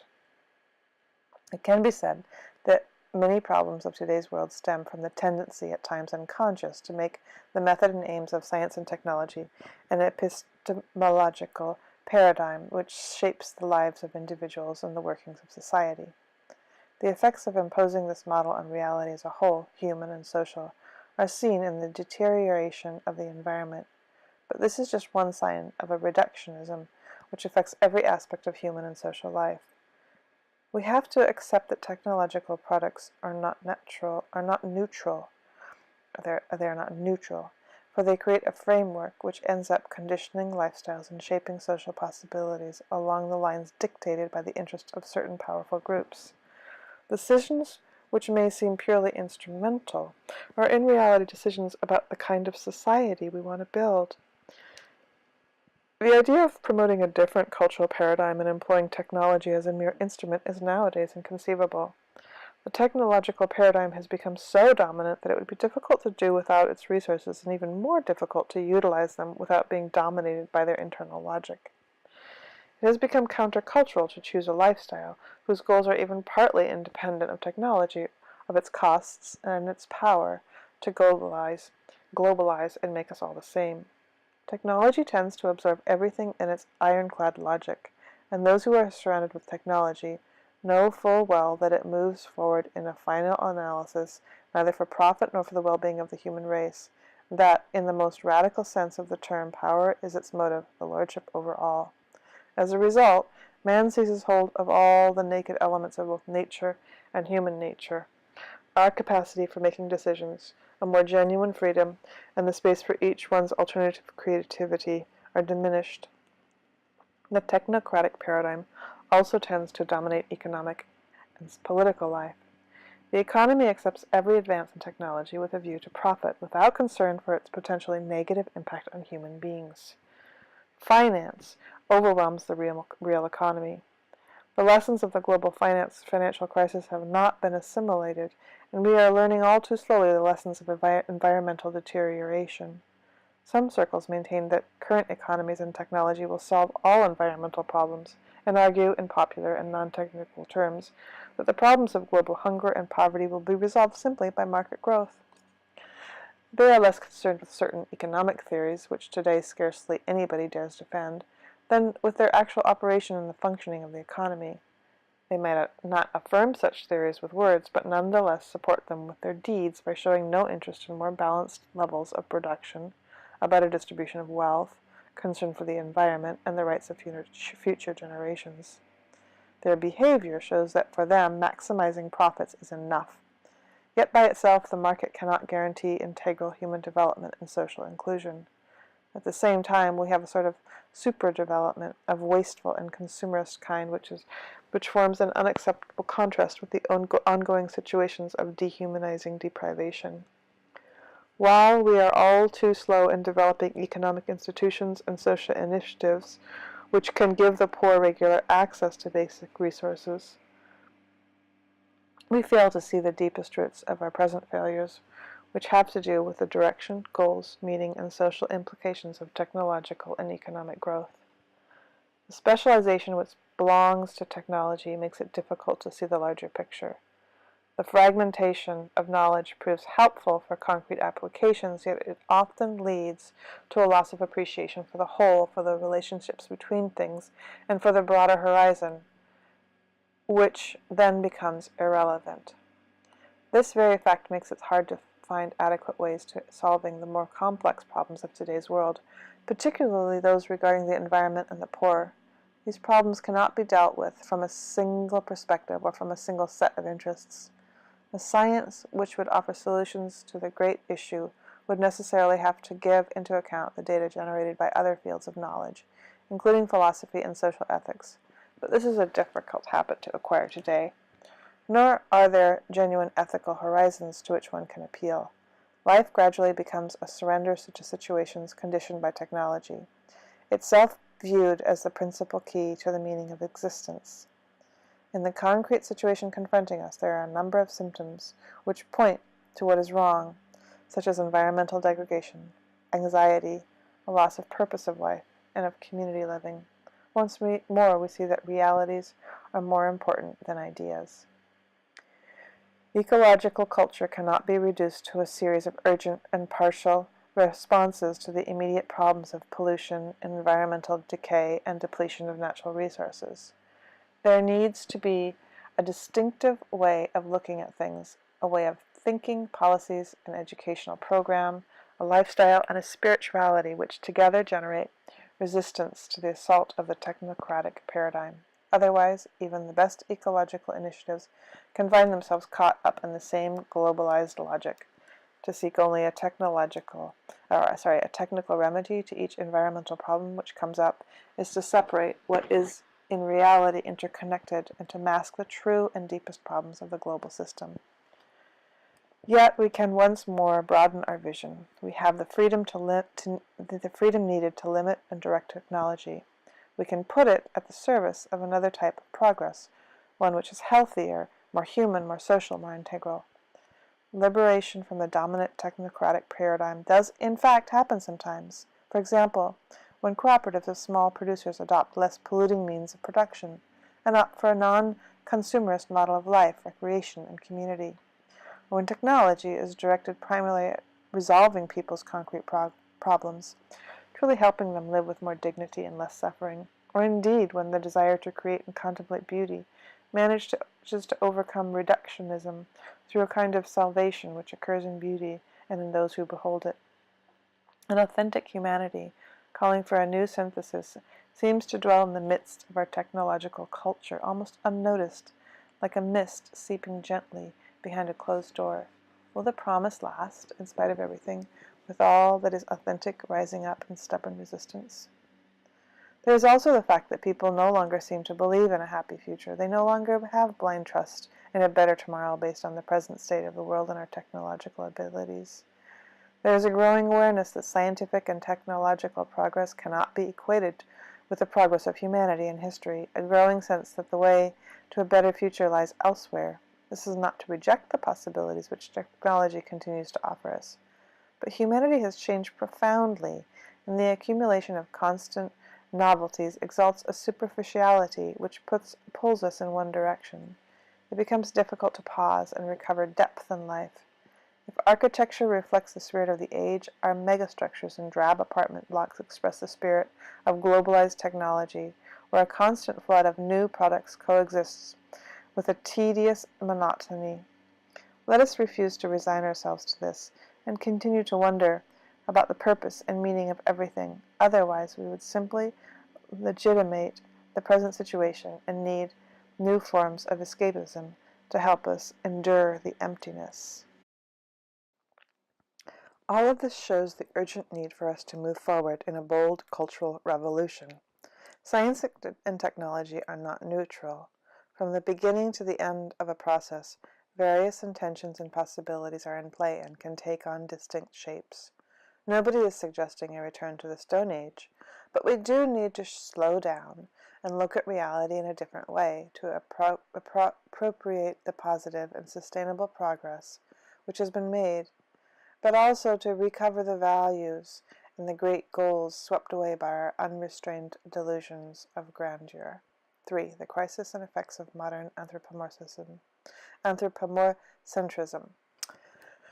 Modern anthropomorphism has paradoxically ended up prizing technical thought over reality, since the technological mind sees nature as an insensate order, as a cold body of facts, as a mere given, as an object of utility, as raw materials to be hammered into useful shape. It views the cosmos similarly, as a mere space into which objects can be thrown with complete indifference. The intrinsic dignity of the world is thus compromised. When human beings fail to find their true place in this world, they misunderstand themselves and end up acting against themselves.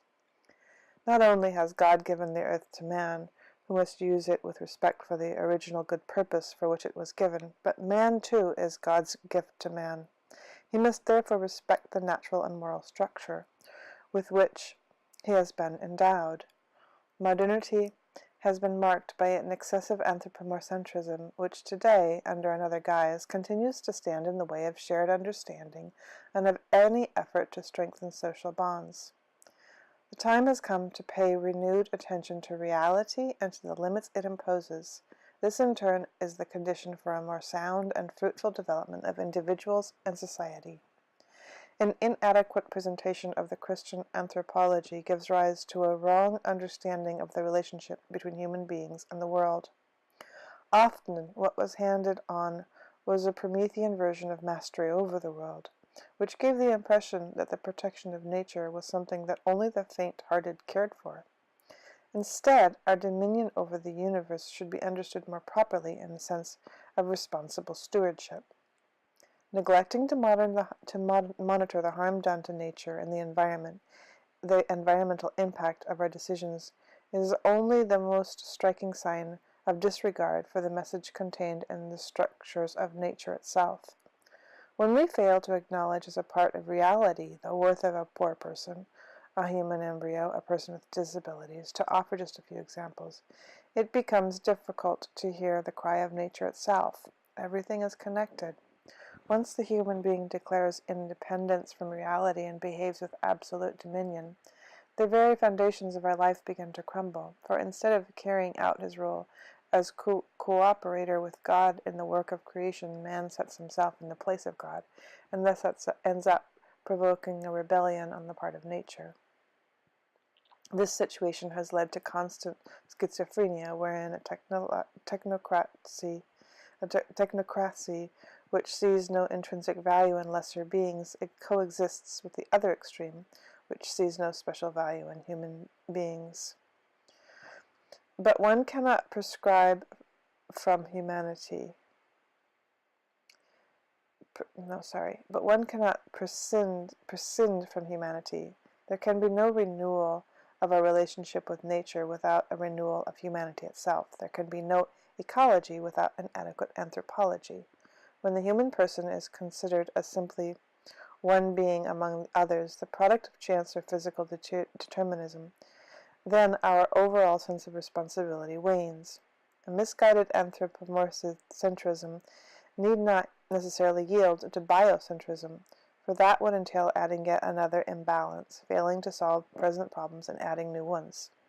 Human beings cannot be expected to feel responsibility for the world unless, at the same time, their unique capacities of knowledge, will, freedom, and responsibility are recognized and valued.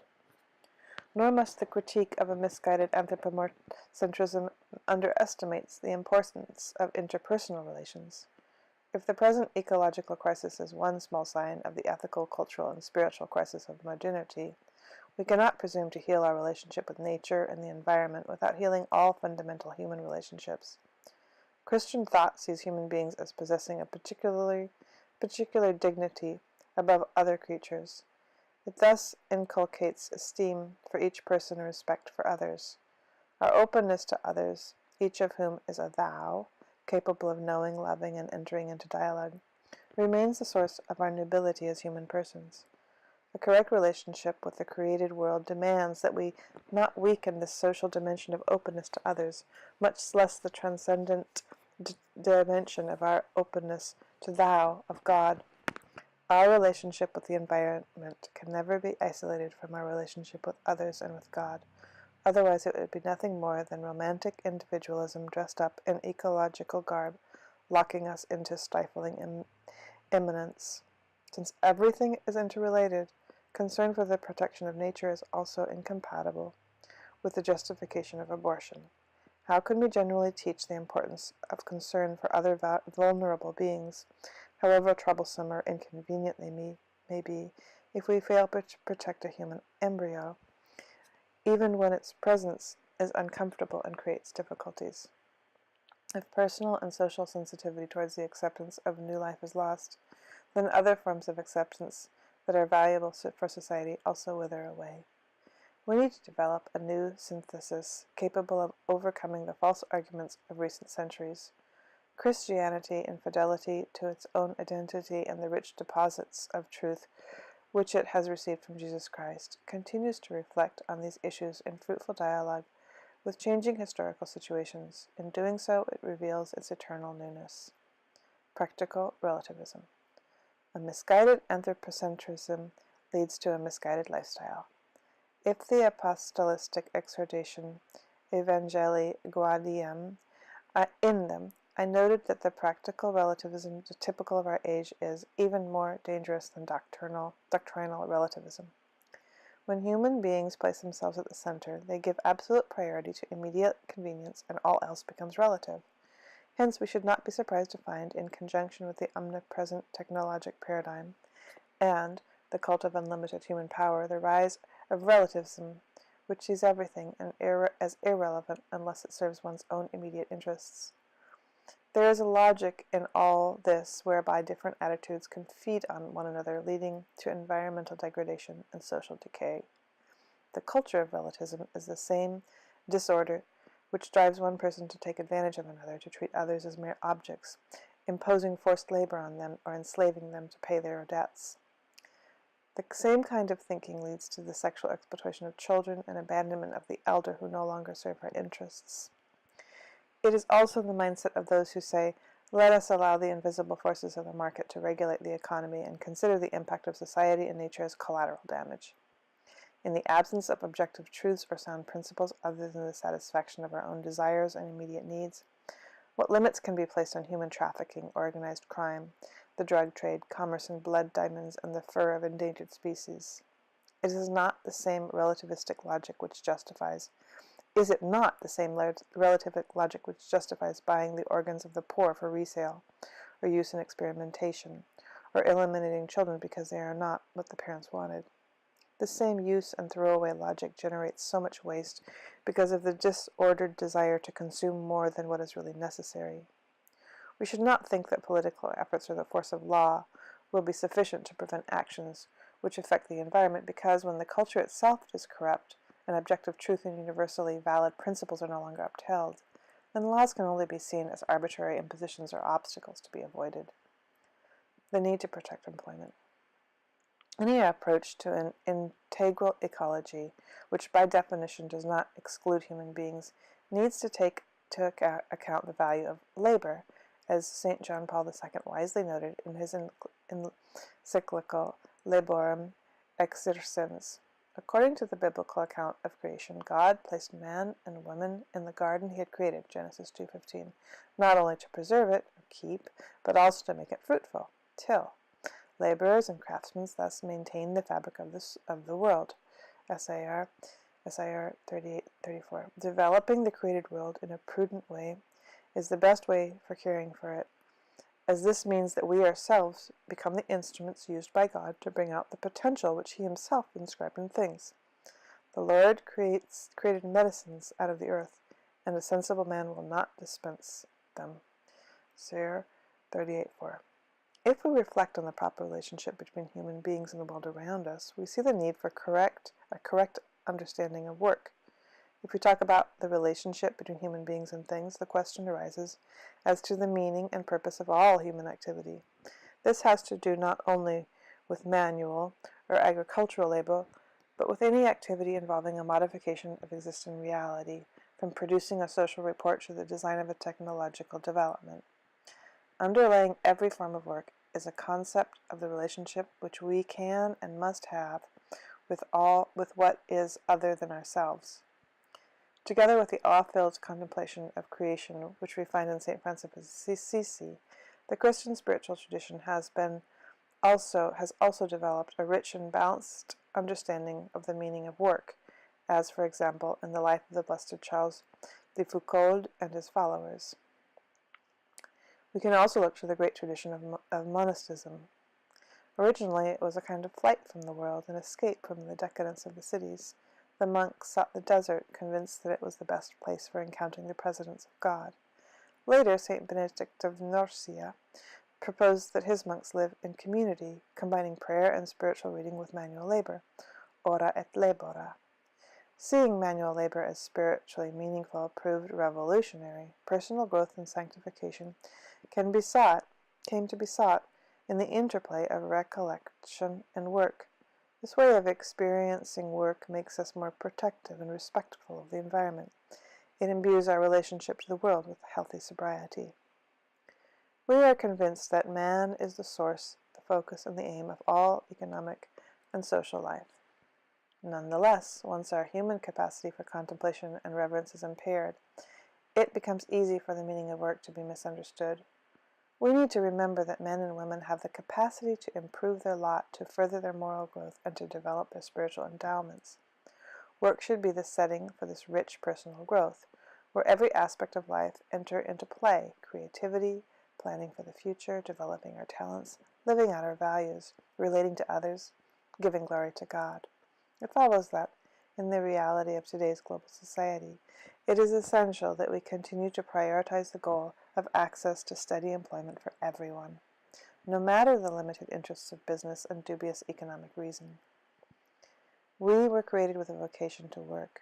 The goal should not be that technological progress increasingly replace human work, for this would be detrimental to humanity. Work is necessary, part of the meaning of life on this earth, a path to growth, human development, and personal fulfillment. Helping the poor financially must always be a provisional solution in the face of pressing needs.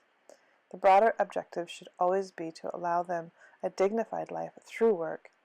Yet the orientation of the economy has favored a kind of technological progress in which the cost of production are reduced by laying off workers and replacing them with machines. This is yet another way in which we can end up working against ourselves. The loss of jobs also has a negative impact on the economy through the progressive erosion of social capital, the network of relationships of trust, dependability, and respect for all rules, all of which are indispensable in any form of civil coexistence. In other words, human costs always include economic costs, and economic dysfunctions have always involved human costs. To stop investing in people in order to gain greater short-term financial gain is bad business for society. In order to continue providing employment, it is imperative to promote an economy which favors productive diversity and business creativity.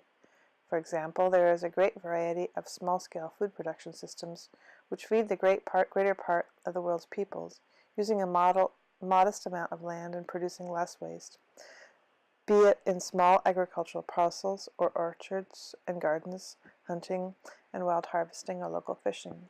Economies of scale, especially in the agricultural sector, end up forcing small holders to sell their land or to abandon their traditional crops. Their attempts to move to other more diversified means of production prove fruitless because of the difficulty of linkage with the regional and global markets, or because of the infrastructure for sales and transport is geared to larger businesses. Civil authorities have the right and duty to adopt clear and firm measures in support of small producers and differentiated production.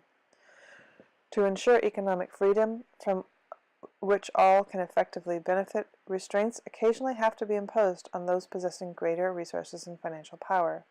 To claim economic freedom while real conditions bar many people from actual access to it, and while possibilities for employment continue to shrink, is to practice a doublespeak which brings politics into disrepute.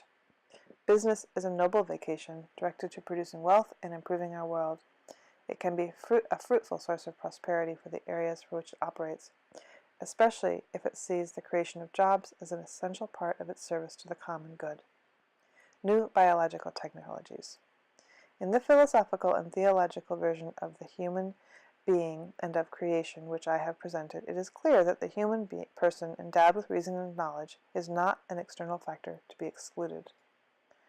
While human intervention on plants and animals is permissible when it pertains to the necessities of human life, the Catechism of the Catholic Church teaches that experimentation on animals is morally acceptable only if it remains within reasonable limits and contributes to caring for or saving human lives.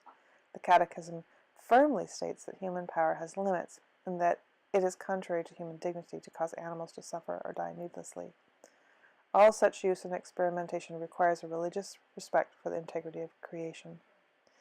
Here I would recall the balanced position of St. John Paul II, who stressed the benefits of scientific and technological progress as evidence of the nobility of the human vocation to participate responsibly in God's creative action, while also noting that we cannot interfere in one area of the ecosystem without paying due attention to the consequences of such interference in the other.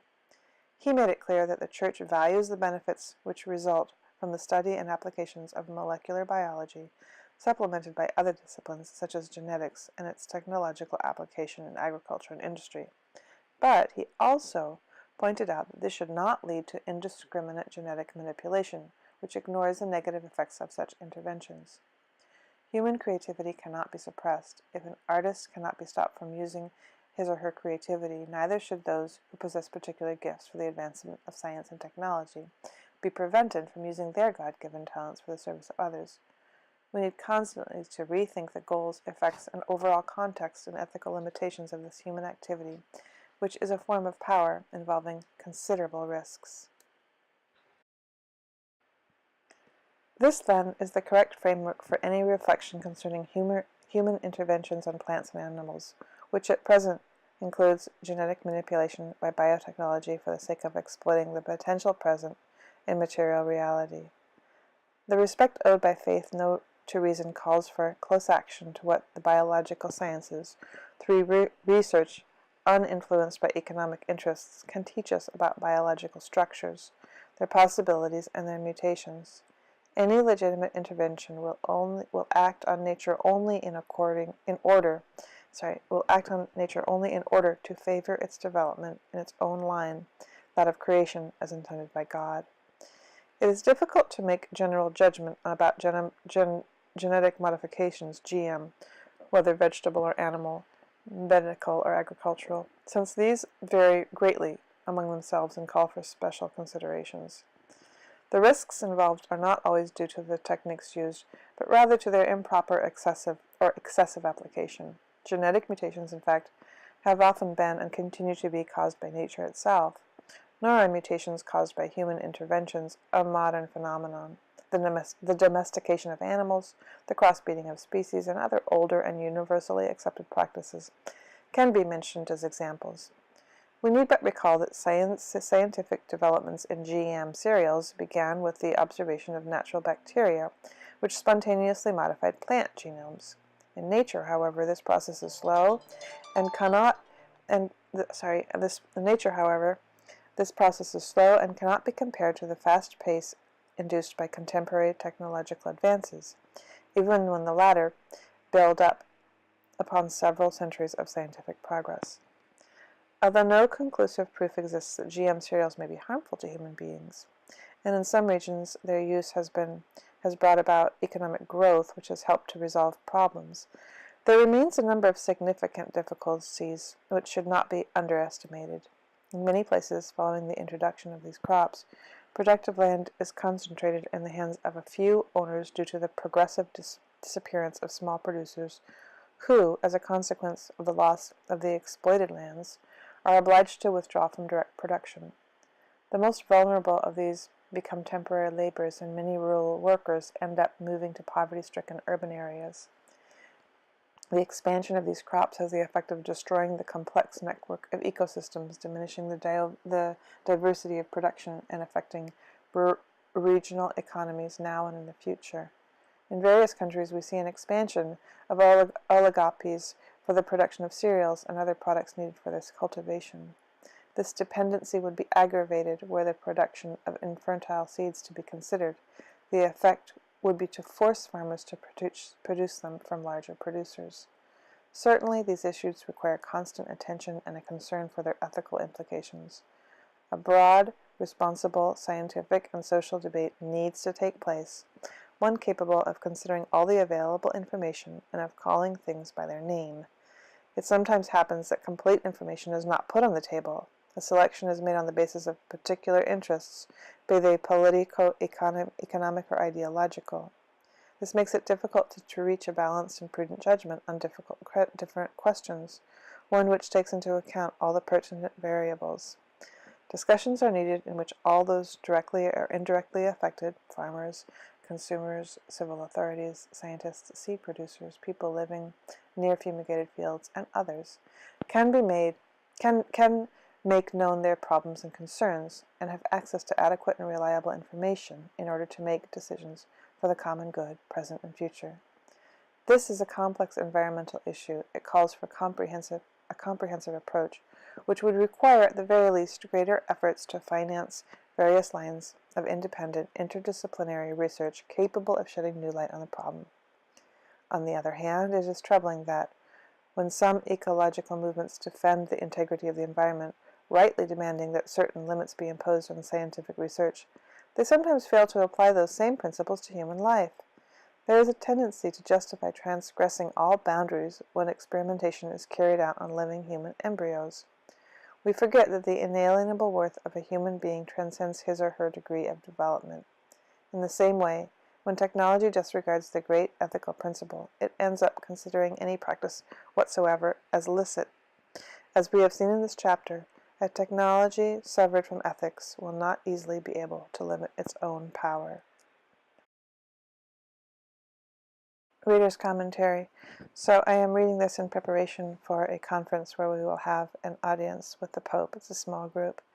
And then also using it towards the work that I'm doing with IEEE towards ethical and well-being metrics for artificial intelligence, artificial systems. And keeping in mind while reading it the thoughts that Jung had about the need for spirituality and religion in our lives, looking and thinking about what this means in terms of how we craft our future and how we talk about our present and the language that we are developing for our future. If you listen this far, thank you.